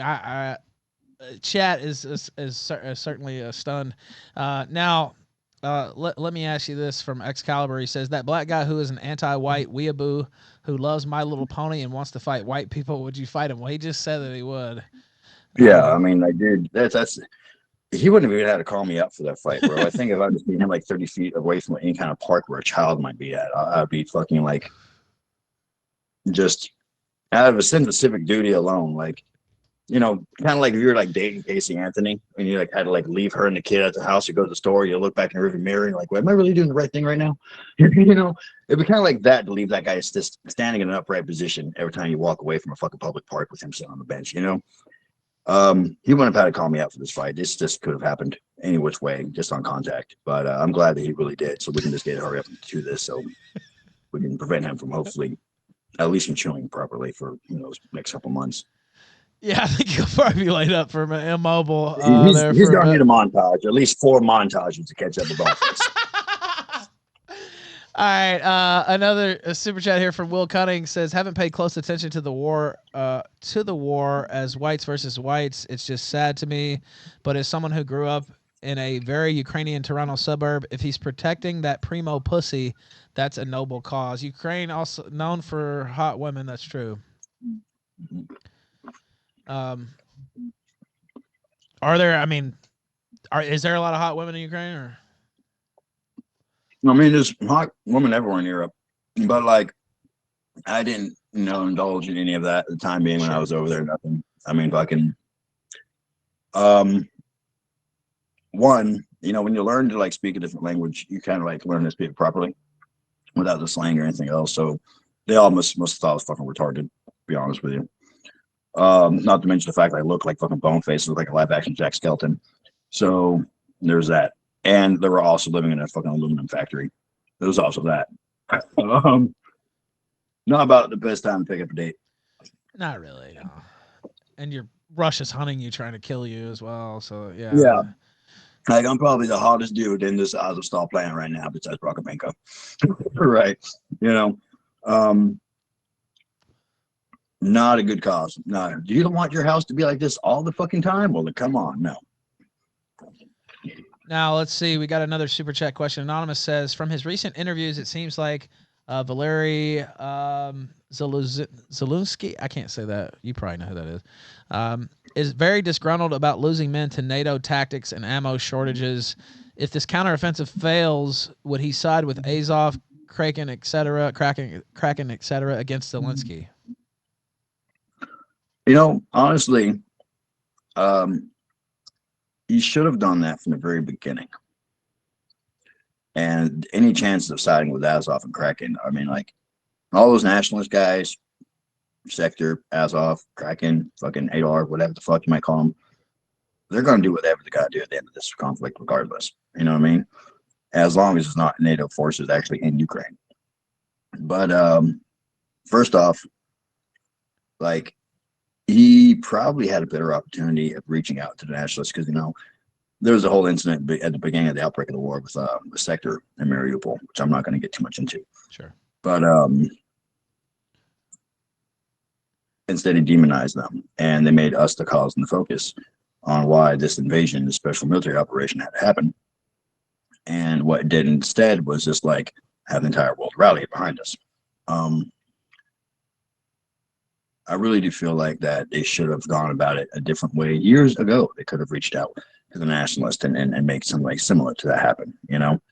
And that's something I don't really want to talk too much about because, you know, it's a big reason why I got deported from Ukraine was me being outspoken about the matter. Sure.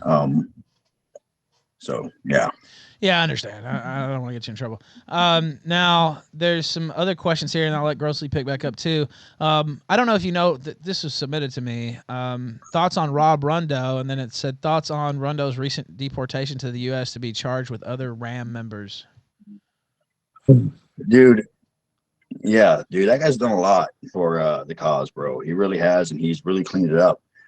And the whole athletic club thing is fucking beyond brilliant. And there's a lot of like the whole fucking debate going on right now in the community, whether he was pro Azov or against Azov or whatever the fuck. And at the end of the day, man, like all that can get washed was I'm caring about, and just the fucking fact that Rob Rondo was definitely a pioneer of a new age. As far as the deportation goes, it serves as yet another reminder that no matter where the fuck you are, that Interpol will grab us because of who we are. I mean, dude, he's not wanted for hurting anybody. He didn't himself do anything. He's wanted for fucking Charlottesville. You know, how many fucking years ago was that? It was 2017, so 6 years ago. Right. So some fat kid runs somebody over and Rob Rondo gets arrested for it in fucking Romania. You know what I mean? Like, what? You know, like, it's little prosecution, man. They don't stop. But at the end of the day, you know, let's not let that fucking guy's memory be tarnished and fucking, you know, about, you know, by fucking just flunking off and failing now that he's gone. Keep on keeping on. And that dude's a legend. Now I see some other questions. It concerns the Crucifixion video. And you talked about it a little bit, but I didn't know this. I didn't even know about it until we went on air, actually. I should have, but says within nationalist circles, the authenticity of the crucifixion video is contested and often alleged to be staged. However, you were present and can confirm it. He did confirm it, but I didn't know that there was like doubt over whether that happened or not. Yeah, it was staged to a degree because we often remember this guy lived. There's interviews with him after the fact. It wasn't an execution that was successful by any which means. It was just really it was a mock execution in order to be more of a psychological operation against Russian volunteers who come over to Ukraine back then. And I don't know if it really worked or if it had any pull on that, but I know it's just something that still uses propaganda against us to this day. Azov itself was only just forming back then. You see what I'm saying? They wouldn't have condoned that as a whole. Yeah, I mean, it would work on me. I just have to say it. Well, listen, dude. I mean, like, I didn't get crucified. I still don't want to go back to fucking Ukraine. You know what I mean? So there's that. All right, now let's see, and I'll let Grossly ask some questions after I get one more in. Let me see here. Let's see. There's several. Looking through here. Can you explain the horror of white phosphorus? Okay. Yeah.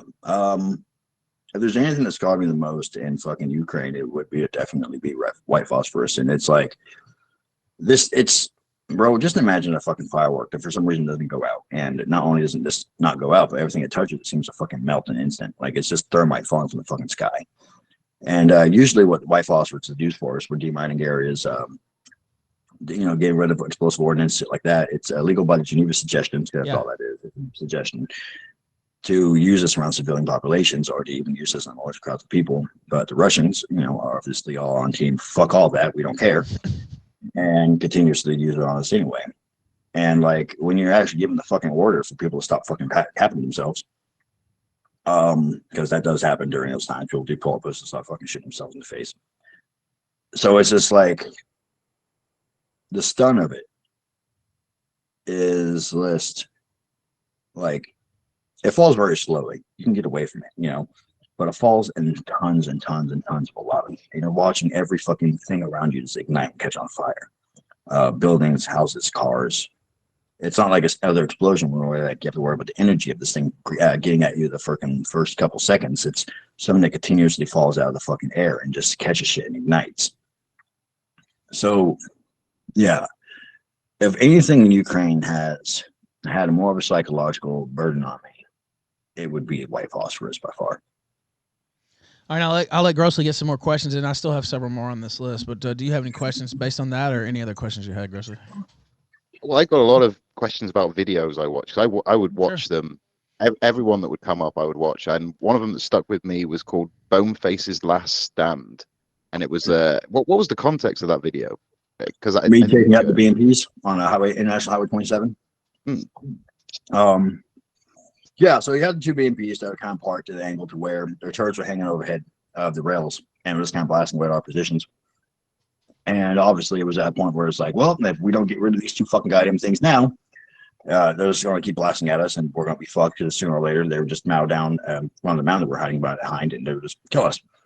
So there's service rails that go into these highways, service ports. You can guys kind of walk into them, and we had the brilliant idea of just trying to literally walk in behind these two BMPs and just trying to fucking take them out like that with javelins and RPGs, and it worked.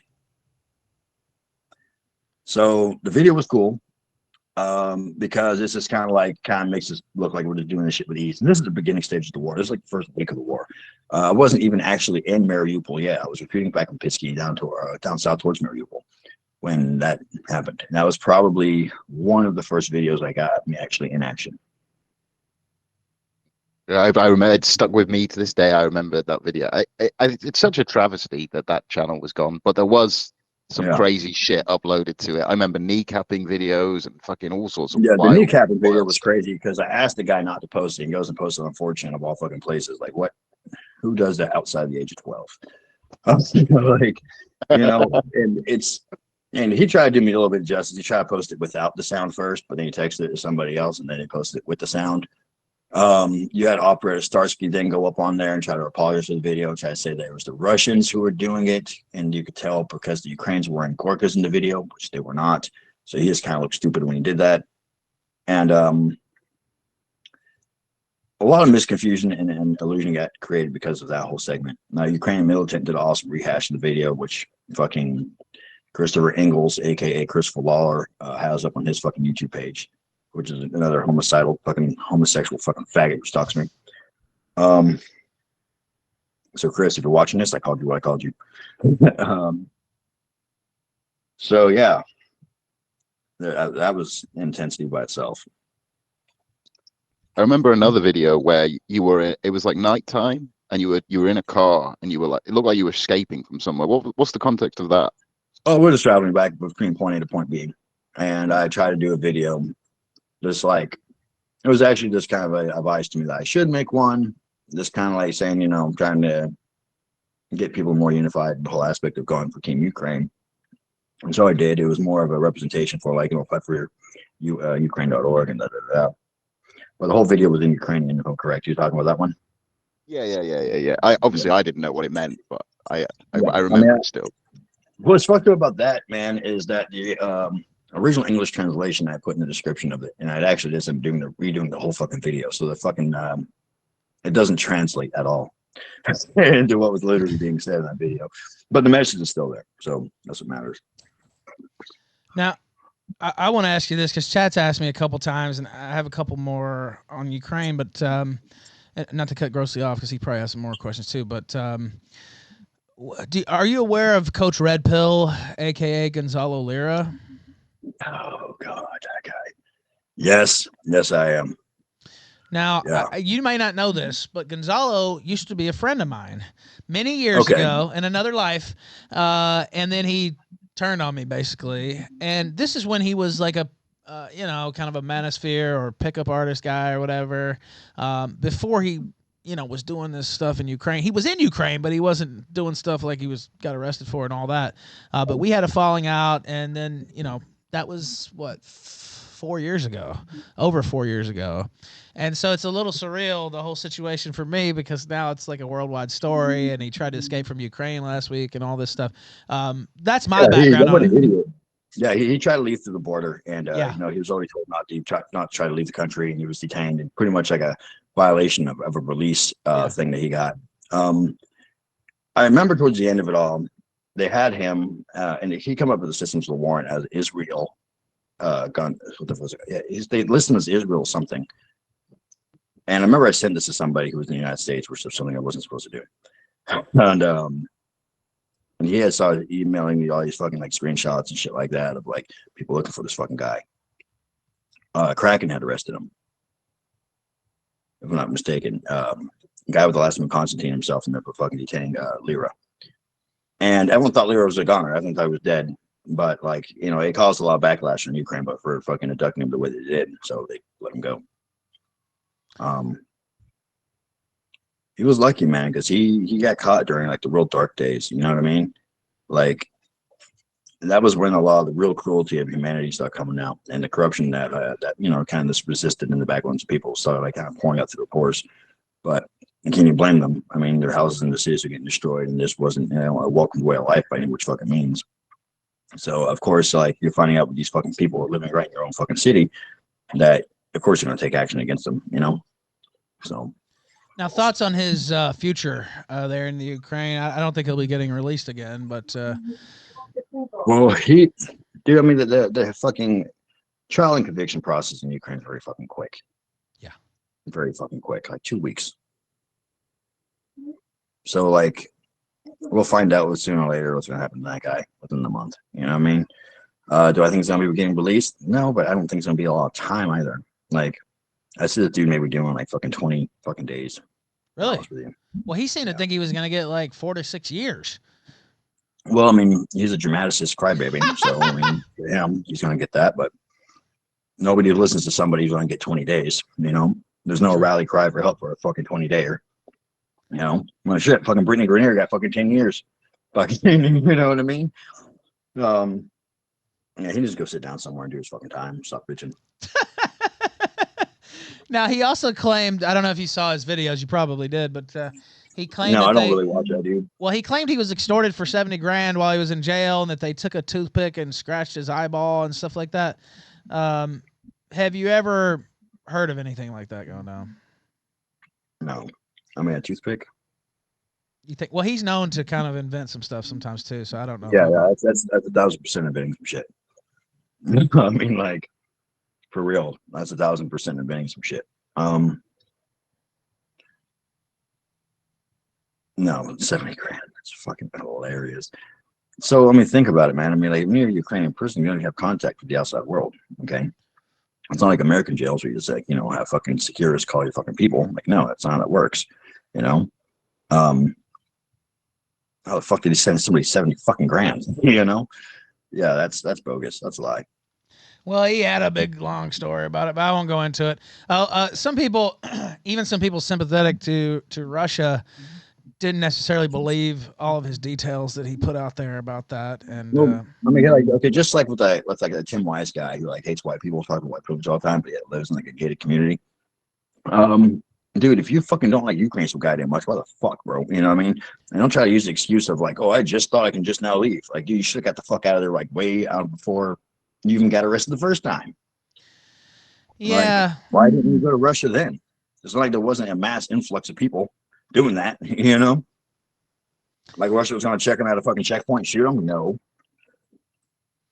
Yeah, a lot of people have given that take. Like, what was he thinking in the first place? Yeah, like for real. sitting in the middle of Ukraine, saying the things he was saying, that it probably wasn't going to work out well. Now, I see another question actually was DM'd to me. Can you ask him if he fought in Mariupol and were you at Azovstal? I think that might be how you say that. How did he survive / get out of the city? The city was under siege very early and quickly into the invasion. I was evacuated with the temporarily head of Azov, Mikata, out of the 12 helicopters that went to Mariupol. All but 2 made it,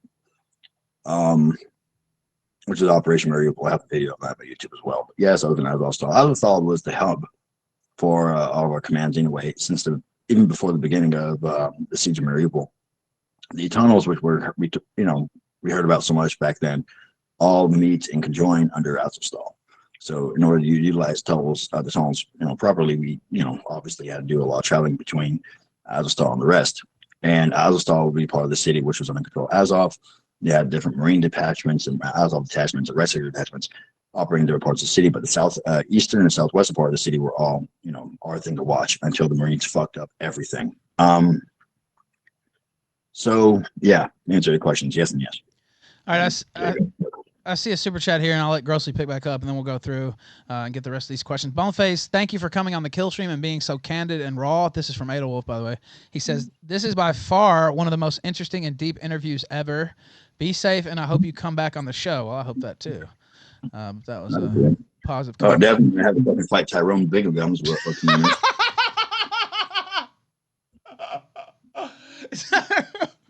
All right, Grossly, pick it back up, and I'll sift through these questions here. So you arrived in Ukraine before the war actually probably kicked off. What was like the feeling in Ukraine as it built up to the day? It was really tense, man. Dude, we got there the day before fucking the former President Poroshenko had trial. So it was like, I didn't even know that was going on at the time being. So I'm just kind of like looking stupid as fuck. They're showing kind of up there, like not paying attention to like any fucking foreign politics between then and when I left there the last time. So like the SBU was real fucking harsh on us. They raided our little cottage like 3 fucking times for no fucking reason, just doing fucking searches. And I was in an Albanian community on top of that, which was not fucking fun. I remember just kind of thinking to myself, like, yeah, this fucking sucks. I spent two weeks in Kiev before I went down to Mariupol, and the rest of the time I spent in Mariupol till about like maybe a week before the war started. And I was stationed out there towards Bisky, towards the Russian-Ukrainian border. Now, and this is where shit gets kind of crazy, man. To see the cities, to see especially Mariupol, you see the blue lights, is what they called it. To see it to go from as lively as it was, pro-Russian or not, just the amount of civilian life there, and the amount of like history there, and just the fact this is Ukraine's second fucking largest city, go from what it is to just dead and destroyed, like the tenacity of the Russian Air Force, and how all these guys can continuously doing what they're doing. It's not just the Air Force. It was everybody involved. It was not just Russia. It wasn't just Chechens. It was just the DPR. It was everybody fucking involved that took part in the destruction of this fucking city. And just how cold and calculated they can do it and not giving a fuck while they're doing it, And still try to blame us. Like with the theater bombing or even the maternity hospital bombing. And the stress was there beginning before the war. And I was under the impression that the war would never actually happen, to be honest with you. I didn't think it would. Russia's talked shit so many fucking times and hasn't done anything. And I didn't think this would be any different. So you got to lieutenant. How did you like climb up the ranks when you were there? Like, did you start off and they put you straight in at the deep end, or did you have to like earn it? Well, I have this other fucking photo, like back in like 2015, me and Prokopenko on the beach of Mariupol and shit like that. Like, I knew the guy real fucking personally. I really hate to fucking say it like that. I really fucking do. The guy whose rank I actually ended up like, I'm not gonna say take because that's not how that went down. But you know, he didn't survive into the early days of the Siege of Mariupol, sadly.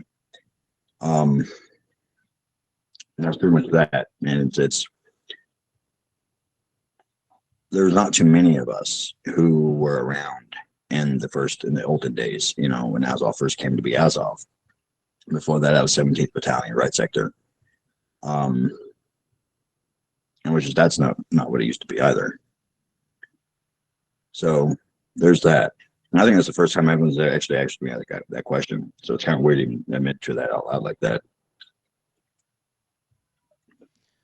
All right, now let me ask you. I got some questions here too, and I'll let Gersa get back in if he wants here in a minute. What do you think of the Banderite ideology and how it differs from National Socialism? Well, every nation's going to be different as far as national policies go. You know, it is a reflection of their history, reflection of their culture, reflection of what their country produces and their trade and so on and so forth. I think Ukraine actually has a very healthy idea of what racialism is compared to like American racialism. Definitely a more of a unified construct. That's why I do a lot of work with like the American Banderite networks of the day, because I think that's an up and coming idea. I think it's a healthy model for Americans. And what I mean by that is, like, for example, in contrasting like the American racialist scene compared to like the Ukrainian racialist scene, who are aeons upon aeons ahead of us. The American racialist scene doesn't really have any, they have like illicit complaints with no real means of fixing any of these complaints, or their group owning whatever faction or whatever fucking organization they're heading is only aimed at targeting one specific thing. And nobody can really seem to get it right because there's a lot of egoism and there's a lot of influence from like structuring the organization off of, say, like biker clubs or fucking street gangs. You know what I mean? There's no real discipline involved. And I guess that really all starts with not necessarily creating of the militant, but the idea of like, you know, it's the Ukrainian people just naturally have an idea of racial consciousness. Like nationalism is just something that's attached to them, like respecting the soil and respecting the earth, which you came from, because this soil is obviously evidently like what feeds you. It's a fucking beautiful idea, you know, like the nationalism there, it just exists in full fucking force. So like you can't really understand the rest of the world around you or even digest the information as it comes to you if you don't even understand who the fuck you are. And with that, there's not really a whole lot of hate sentiment, you know. But then again, like I said, the Ukrainians don't have the same demographics as we do. So with that being said, I think the Ukrainians did it the more healthy way and disrespecting themselves more than anything than they did, you know, trying to idolize somebody else's work. Make sense? Yeah, it does. By the way, we got a resubscription on Kick. We'll probably delete this replay, but it'll be up here on Rumble. Anonymous says, what other show is going to give you Omega King Pain Boo and Boneface on the same episode, only on the Killstream? That is very true. Now, there's a few other Ukraine questions here. What was Putin's, or a couple other at least, what was Putin's biggest mistake of the war, in your opinion? He sent 27 different brigades and tactical battalions to Mariupol to try to secure Mariupol. Because of this and his failure to fucking recognize what was going on with his what would be Ukraine's like flank regions, like up there by Kiev, coming in behind Kiev and things like that, and trying to send like I think it was like 10 other entry points through the Donetsk through the Donetsk area throughout Ukraine. Like, dude, you didn't use your friendly countries, which will allow you to stockpile arms upon arms of people. You try to break in straight at the border, and you just try to rush for land and grab it. You had absolutely no way of protecting your logistics, nor did you care to. You ended up with a 50-mile fucking goddamn convoy of miscellaneous shit stuck in the middle of the goddamn road. And that's something that really happened. You used 27 battalions, brigades, regiments, whatever the fuck you want to call them, on one city that had literally less than 1,500 people defending it. You know what I mean? And like you lost 7,000 people because of that. Now, while everybody else was trying to pour into Mariupol, the Battle of Kiev, which really fucking mattered, was going on. And they got fucking wiped the fuck out by, you know, fucking diverting their resources elsewhere.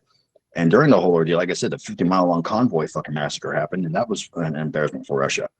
So you have all this happening. You have all this becoming very plainly clear. You have 3 generals that lost their lives in Mariupol alone. One of them was shot by a fucking farmer. Oleg, fuck's his goddamn name? God damn, what the fuck's that faggot's goddamn name? But anyway, there's a Russian general shot by a fucking farmer. Like, dude, like, why is your dude that far behind enemy lines to begin with? Why are officers picking up combat roles? You know, they're not supposed to. Why is the VDV being dropped off in the middle of the ocean? They're paratroopers, not scuba divers. What the fuck are you doing? You know, the massacre at Hospital Airport happened where only like a handful of dudes talk about it. Like, there was just incidences after incidences where it couldn't really be blamed on Putin himself, but Sergei, a lot of giving Wagner that much responsibility and Bakhmut was fucking crazy because they're an auxiliary unit at best. I mean, they're made for special operations, and you know they're good at, you know. But then they end up taking up like 75% of Russia's prison population, which is fucking madness, and that caused them to have a shortage of arms and munitions themselves. So like now their forces all spread out, inadequately trained, 2 grenades per soldier, which is fucking insane. So like 60% of Wagner got fucking demolished, you know. So like this Prigozhin guy has given fucking warning after warning after warning that he's tired of taking the losses that Putin has so long to fucking, you know, reverse some shit. And Putin never did. So fucking Prigozhin, for some reason, fucking failed at trying to take out Putin. Now he's the fucking loser of both sides. He lost against Ukraine and Russia. And he deserves a fucking Nobel Peace Prize because he's the only motherfucker who brought the 2 together for anything. So like, dude, like, so Russia has just been all full of just holes in this whole ordeal. I thought personally that if they stopped the Severodonetsk, that they would be able to just like reinforce that line until they were able to fucking like hold off. If they were able to defend themselves, become more counteroffensives, and keep Severodonetsk, and they'd be able to push up more. But even then, I don't think they would have been able to take the whole of Ukraine.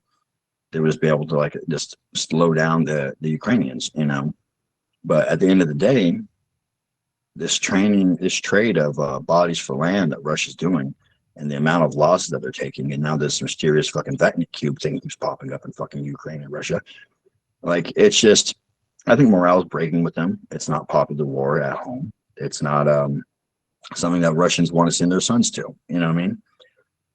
So there are better hills for them to die on, and I think a lot of them come to realize this. So collectively, it have to be all those. Now, very good answer. Thank you for that analysis that you really can't get unless you've been there, really. So great, just a great insight into this. No matter which side you fall on, like, I mean, you're really not hearing stuff like this in the mainstream media at all. So thank you for your insight there. Man Fading in the Night says, question for the guest, what was the hardest decision you made while in combat? That's a pretty good question, actually. Oh God. Might be hard to answer because you probably had a lot of them, but yeah. Well, you know, I was a gunner, you know, and that was my role. Now, obviously, you have to work in tandem with other gunners. And okay, so it was more along the lines. We have like 3 fucking T-792s, T-92s blowing down the road.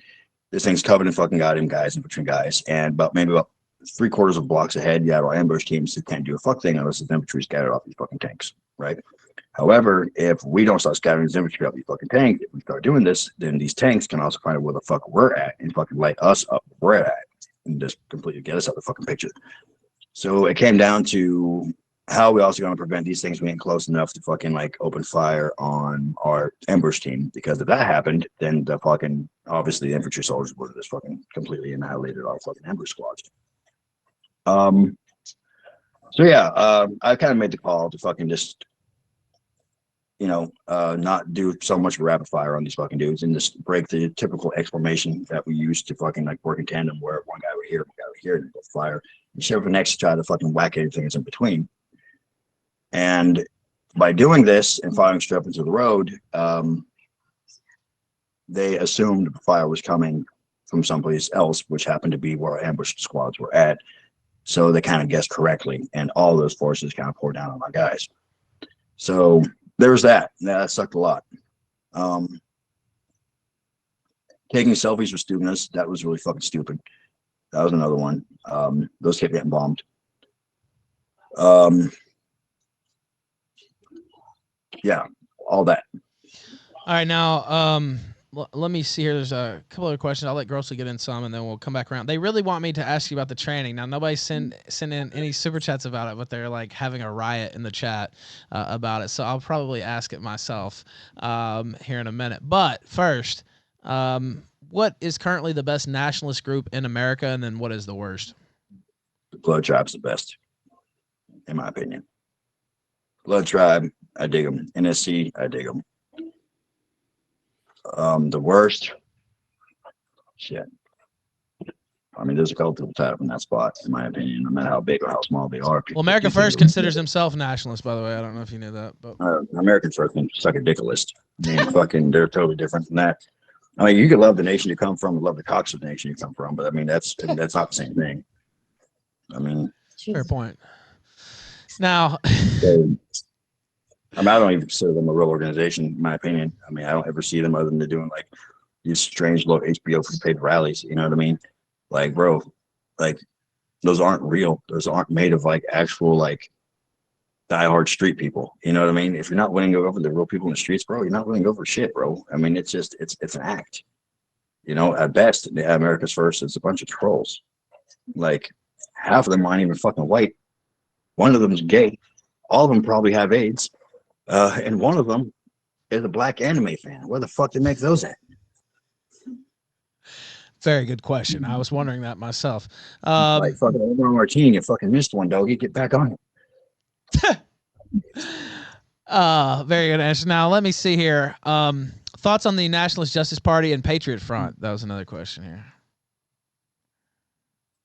Oh boy, Patriot Front. They're swell fellas.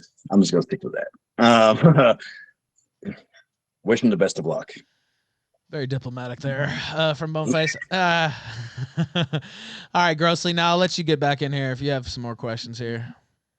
Well, I've only got one left, really. I think we've covered every question I've had. Yeah.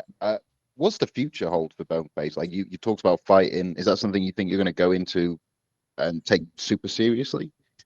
Well, I mean, like I've always took martial arts seriously. You know what I mean? Like it's, you know, like post Ukraine, I've humbled myself a lot. You know what I mean? Like outside of just like the talking with you guys and whatnot, the whole bullshitting around back and forth. I mean, like, dude, like it's I don't dress like G.I. Joe anymore. 24 motherfucking Guidem 7. You know what I mean? It's just what else I have to fucking prove after that? Not really a whole lot of anything, you know. But, you know, martial arts, I do believe it's like, you know, the man's ability to defend himself is just a prehistoric deed in which we all carry. And it's something that, you know, it's always been proving our self-worth with our tribes, with our kin.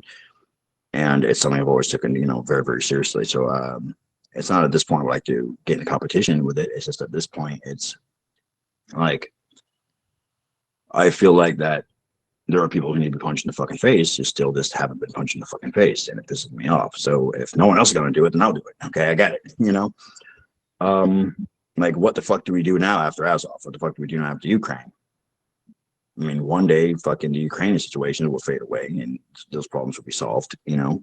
But until then, you know, like I'm over here. I'm not doing anything for them over here, and it sucks. So to like distract my mind from it, I guess I'm just gonna punch somebody in the fucking face to do it.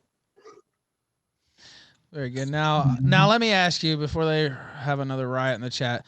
Are you aware of they called the person a super troon, which is a slang term for tranny. I guess it's Ukrainian information officer or something. They're American, I think. Yeah, it's an American journalist. Now, I believe I was talking to somebody about this not so long ago. I don't believe that thing is really over there fighting per se. I don't either. Its last claim is that it was with a bunch of Crimean Tatars, which are Muslims, who are way more radical than the Chechens are. You cannot tell me that these dudes are allowing that thing to work. I mean, look, I can't give fucking Muslims too much of anything. There are two kinds of Muslims, in my opinion. There are the extreme kind, and then there's the other extreme kind. You know? So, to have the fucking craziest looking tranny for Rocky Horror Picture Show's fucking the stun ass the Rocky Horror Mountain Picture Show walking around them saying like I'm serving in the war. I doubt it. You probably lost your hand in a toaster accident. that thing has not seen combat, in my opinion, and is part of a Western idea to be like, look, it's not like a racist Nazi thing over here. They're all loving and care about the transsexuals. Like, no, they don't. They really don't. Like, Ukraine might be liberal in a lot of ideas, like its lack of drug laws, but for whatever it has lack of lawfully, it makes up for it in like terms of community and vigilantism. You know what I mean? That thing would not be a thing in any trench or any fucking fortified defensive position. I can't ever imagine that. The Ukrainians have a hard enough time dealing with like pieces of shit of their own in which they fucking don't tolerate, you know? I highly doubt that thing is going to get in anywhere and be like, I'm an American, hey, and fucking just ride a unicorn off in the fucking battle. That's not going to happen. That's a myth. It seemed a little fantastical, some of the things I'd heard from that person, yeah. I mean, look, I mean, I'm not a big fan of our fucking government by any which means. Okay? Like, I'm not. And I do fully believe that politicians here have some other hand to play with Ukraine. And if it wasn't for that, Ukraine wouldn't have got the funding they needed. But regardless of whatever they might be saying, it still is a objective of mine with the Ukrainians that pre-exist them and the Ukrainians, as far as I'm concerned. So, like, all because it goes against their narrative or goes with their narrative for once, doesn't mean I'm a fan of them. They're not my ally in this. All right, now, there's a couple other questions, and grossly, I thank him for his contributions tonight. It's been amazing. The little handoffs we've been doing. I think this is some of our best stuff, actually, on the Killstream. You've alleged that this is a prepared question that I have here. You've alleged the CIA and Pentagon were involved with talking with the Azov battalion during the Battle of Mariupol. What basis do you have for this, and how heavily is the CIA involved in the war? Well, I can't tell you how heavily the CIA is involved now. You know, a lot of these like fucking safari type groups going over there. Sure. Like 1 of 12 of them probably do have CIA contacts. The Mariupol situation, it was the Pentagon who advised us that the Russians will have like all the news and media out there. So that being said, they probably wouldn't kill all of us on fucking camera. You know, there was an incident shortly before the surrender of Azov where there was the last Azov guys out there who surrendered. And even though Russia put him on the news, the dude's mom got a fucking text of her son's fucking strangled corpse, not even like 15 minutes later. So that was obviously a concern. But it was obviously the Pentagon and CIA who helped deliver Starlink into Mariupol during the siege, which gave us, you know, the raise upload all those videos. That's how, you know. So there's that. Now, if we're talking about what I told IZTV and all that, like, one of my biggest regrets covering this whole conflict is the way I trolled the Russian media after the fact, right? Because I didn't understand like how big of a drawback this would have on me, but I trolled the fuck out of them and told them the CIA sent me there directly. Yeah, no, that's just me trolling on people. So it sounds like you had a little fun trolling the Russian media there. How could you not? Yeah. Well, dude, the dude started asking me so many fucking stupid questions. And I was just kind of like, what? Like, what was it? What was it? The CIA response was, the Central Intelligence helped me plan the night, and it was something that I just did on my own. And I was kind of like, wait, what? You know, like, I didn't do that. But I was like, you know what? No, fuck that. Don't tell them that. The CIA sent me directly to go do it. You know? So it really didn't help out my cause though when I did that. I really regret doing that. But yeah. By the way, 1,400 live across all of our channels here on the Killstream, watching Boneface make his debut as we around the final turn here. I don't want to keep them all night, but we've got a few more questions. If you have any super chat questions, send them in now. Also hit the like underneath the stream on Rumble. Leave a comment if you have time as well. That helps us in the algorithm. I know. I have to promote that gay shit. Okay, now let's see here. Now, these are questions from my staff, so some of them are. Let's see. Let me see if I can find that one. I lost it. Could you explain how Russian foreign influences meddle in the lives of the average American? You would have no idea. And what really sucks about this question is that at hand, I don't have the sources to pull up to fucking send out. But yes, they do. And anything to be behind the fucking huge leveraging of Antifa within like the 2016 to 2018 period? Russia. Black Lives Matter rallies? Russia. They were behind a lot of that. They utilized a lot of social media. They had a lot of internet bots going around and doing what they were doing. They're starting fucking flash mobs. A lot of civil unrest that we face as Americans directly came from Russian meddling. Do I believe they meddled in the election? They could have, very well. But do I think they've done it to an extent which, counted more votes? No, I think they simply just were able to make some voting machines go down. Prigozhin actually has a warrant here in the United States for that now.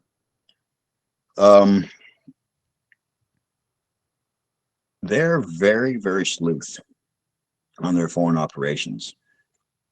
And like I said, the Russian intelligence circles are one that do openly go over borders, and they have a reputation for doing their thing.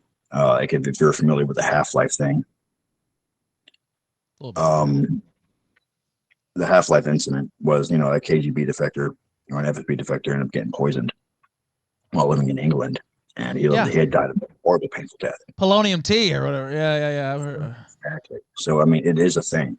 Believe that it is a thing, and like Putin himself said, there is no former member of the KGB. They're in it for the death, man. They're in to win. So the amount of activities they have, foreign and domestic, go beyond our reach and go beyond our knowledge, especially what they had going on, even like Africa, like Wagner was funded by fucking what they were doing in Africa. And how many people even knew what the fuck they were before this time? You know what I mean? Also, let me wait a second, because there was a skip on Rumble. Just give it a second. Hold on. Rumble's really been fucking with us today. This is exactly what I'm talking about. Yeah. All right, let's see. Okay, it's looping. All right, give me 1 second, and I'll just stop it for a second. If you can hear me on Kick, just give me that. Just okay. Hold on 1 sec. Okay. Refresh now. It should be back now. I think I figured out the fix for it. I'm gonna try to figure out what's going on with Rumble though, just in general. But that whole answer should be on Kick, but I think they heard most of it anyway. Now Corn Pop sent in this this super chat here, and I'll ask that, and then maybe one or two more. I'll let you go. But Corn Pop Defense says, "What was your most common loadout? What weapons, systems, or system optics, etc." AK-12 and a PKM. PKM has 3 different barrels that comes with it because the rate of fucking fire, and it can fire a lot more than what standard it used to. But it warps your fucking barrel really fucking quickly. Those two. In reality, a lot of the guys at the beginning of the operation had like fucking Tabor bullpup rifles, shit like that. But like the stock ups between like NATO and non-NATO ammunition that Azov had were so completely fucking ridiculous, and people not knowing the differences between them. Like you would think that'd be a known thing, but it wasn't really understood that like the variation of stockpiles that we even had beforehand for this day to happen. And all the Tabor rifles that we've had were NATO and fucking bullet fed. So it just was easier to switch back to like the AK-12s and shit like that. All right, now let's see. Thank you for that answer, by the way. What are your thoughts on NATO? Keep giving us weapons. Please stay the fuck up out of Ukraine.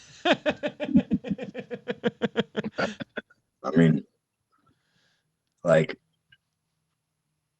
Ukraine for aeons to come is going to be in America's pocket as far as the debt machine goes. And I'm going to say this is the most polite way I can. But to those of you who've ever had a deal in the grimy underworld of things, expecting a Slav to give you your money back is fucking stupid. I don't see that going very well at all with the loans. But one thing that it could definitely do and progress into is if Ukraine is going to retain the damn near ethnic state that it carries, it's going to have to be without NATO forces in it who are going to prevent that from ever contributing or ever happening further beyond the point which it is. Like everybody keeps saying Article 5, and it's like, no, dude, like for real, like NATO soldiers in Ukraine will really fuck up everything we have going on right now. The Ukrainians are strong enough by it is to fucking defeat Russia. I mean, they've been doing it. They've been fighting this fight for fucking 9 goddamn years. You know, they're not a soft people by any which means. They are not a people we're seeing a lot of fucking peace periods. They're just underarmed, and I think arming them right now is the fullest extent we can do. I think sending in the small volunteer groups that we are doing, I think that's the best route we're taking. But to send NATO in as a whole, no, that'd be tragic. Believe it or not, we've almost got through this whole list, so I may just ask the last couple that I have here. I mean, there's a list of questions like this, and you've just been knocking them all down. Thoughts on your time with Right Sector versus your time with the Azov Battalion? What are the distinctions, and what did you prefer? Azov, about 1,000 miles Azov. Right Sector was more of an umbrella for all the different ultra-nationalist organizations and football groups got together. Now we're talking about 9 years ago, back before any of us really understood the science behind combat.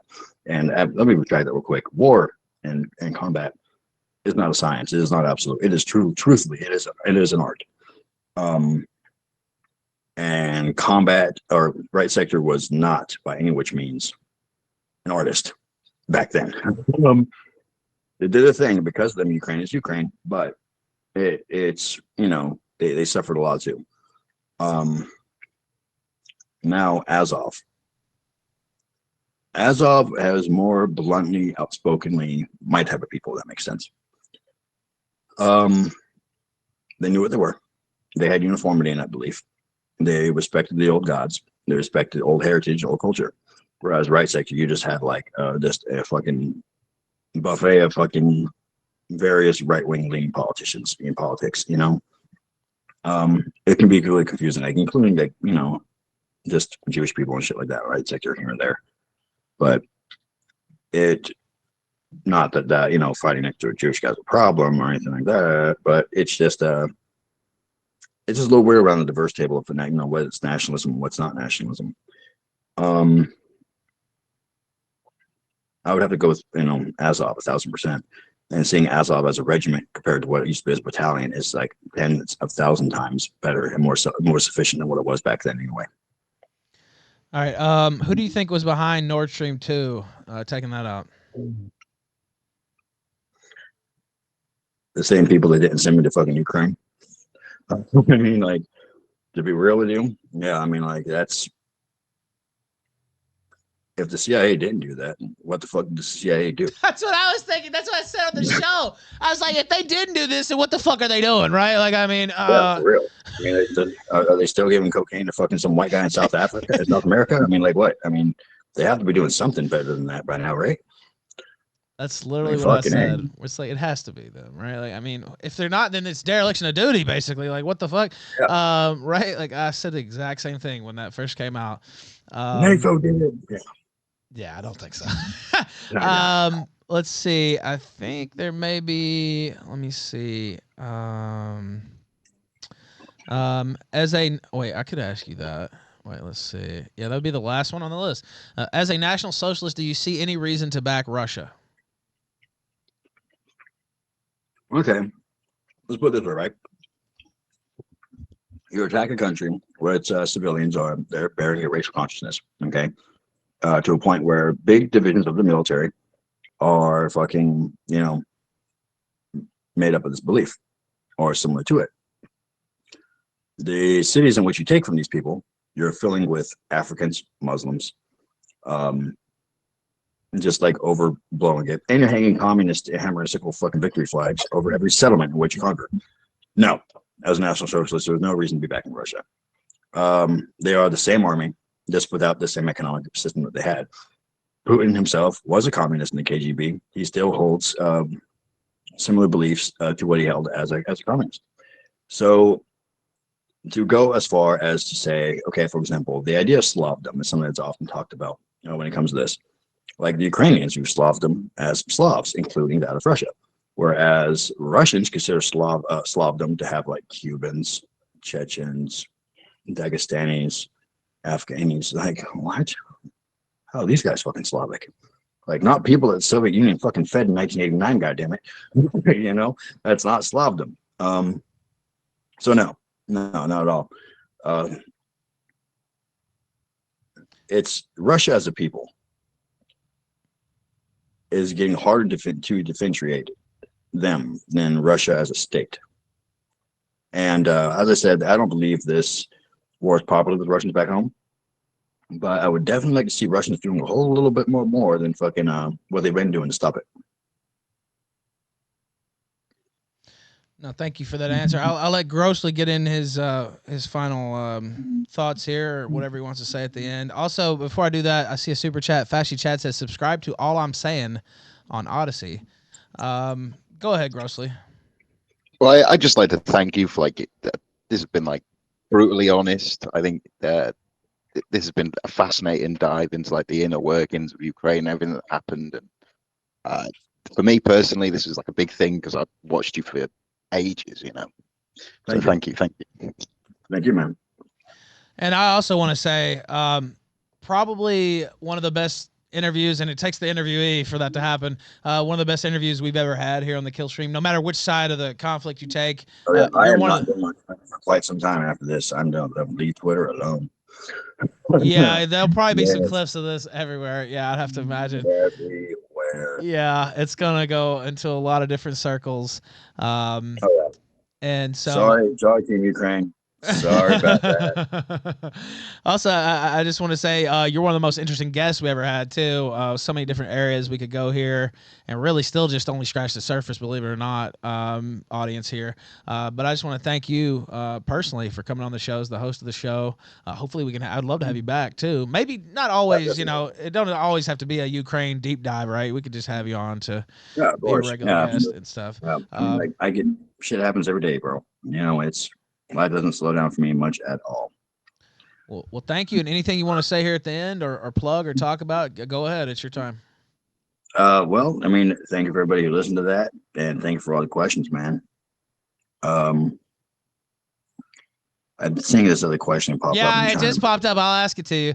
Nick Fuentes supports Russia. Is this just edgy anti-establishment bullshit? Do you think he might be a foreign agent? I believe Russia definitely does pay people to shill out for propaganda for them. I think Nick Fuentes is definitely one of those people. And I believe people like him try to stay relevant just by simply going against whatever narrative they see on TV. Okay. Like whatever the news says, I'm just going to go against it because that's what people want me to do. And he probably finds a way to dress it up in whatever which way, touches 4 or 5 kids in the process and gets on with the business. But like Russia at this point in time, dude, like how the fuck do you back this? You know what I mean? Like, dude, like what part of a maternity hospital guy with a fucking Tokyo cruise missile don't people understand? You know what I mean? Like a fucking maternity hospital. How do you justify that? How do you back it? You can't tell me it was an accident. The fucking goddamn thing's near a fucking skyscraper. You know what I mean? How? There's no backing that. Even Mariupol, pro-Russian civilians had a fucking buried pregnant chick and dead babies for fucking goddamn days. How do you back that? I knock someone slap the fuck out of the call. They fucking try to make an excuse for that shit. And for real, man. I believe that you would. You don't have to convince me. I'm pretty sure. Definitely beat people fucking for far less. You know, like.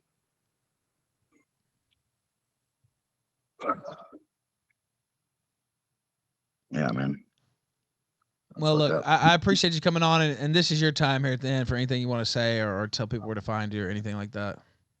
You can find me on Telegram, the legendary Baby Seal Clubber, Slavu Kolenia, and thank everybody for their fucking questions and everything, and fucking love to answer it all. Thank you, sir. I really appreciate you coming on. I'll welcome you back when you get back. Thank you, sir. And everybody, if you ever fucking have any fucking AF dudes doing any kind of rallies down here in Florida, please fucking by all means drop me a line. Let me know. I will. I will 100%. And I may be in Florida soon too. Maybe I'll have to meet up with you if I end up coming to Florida here pretty soon. Yeah, I'd be down for that. I'd be down for that. Thank you, Boneface. Much appreciated, sir. Yes, sir. You have a good one. You too. Thank you for watching this clip. This is the CACA. Remember to like and subscribe.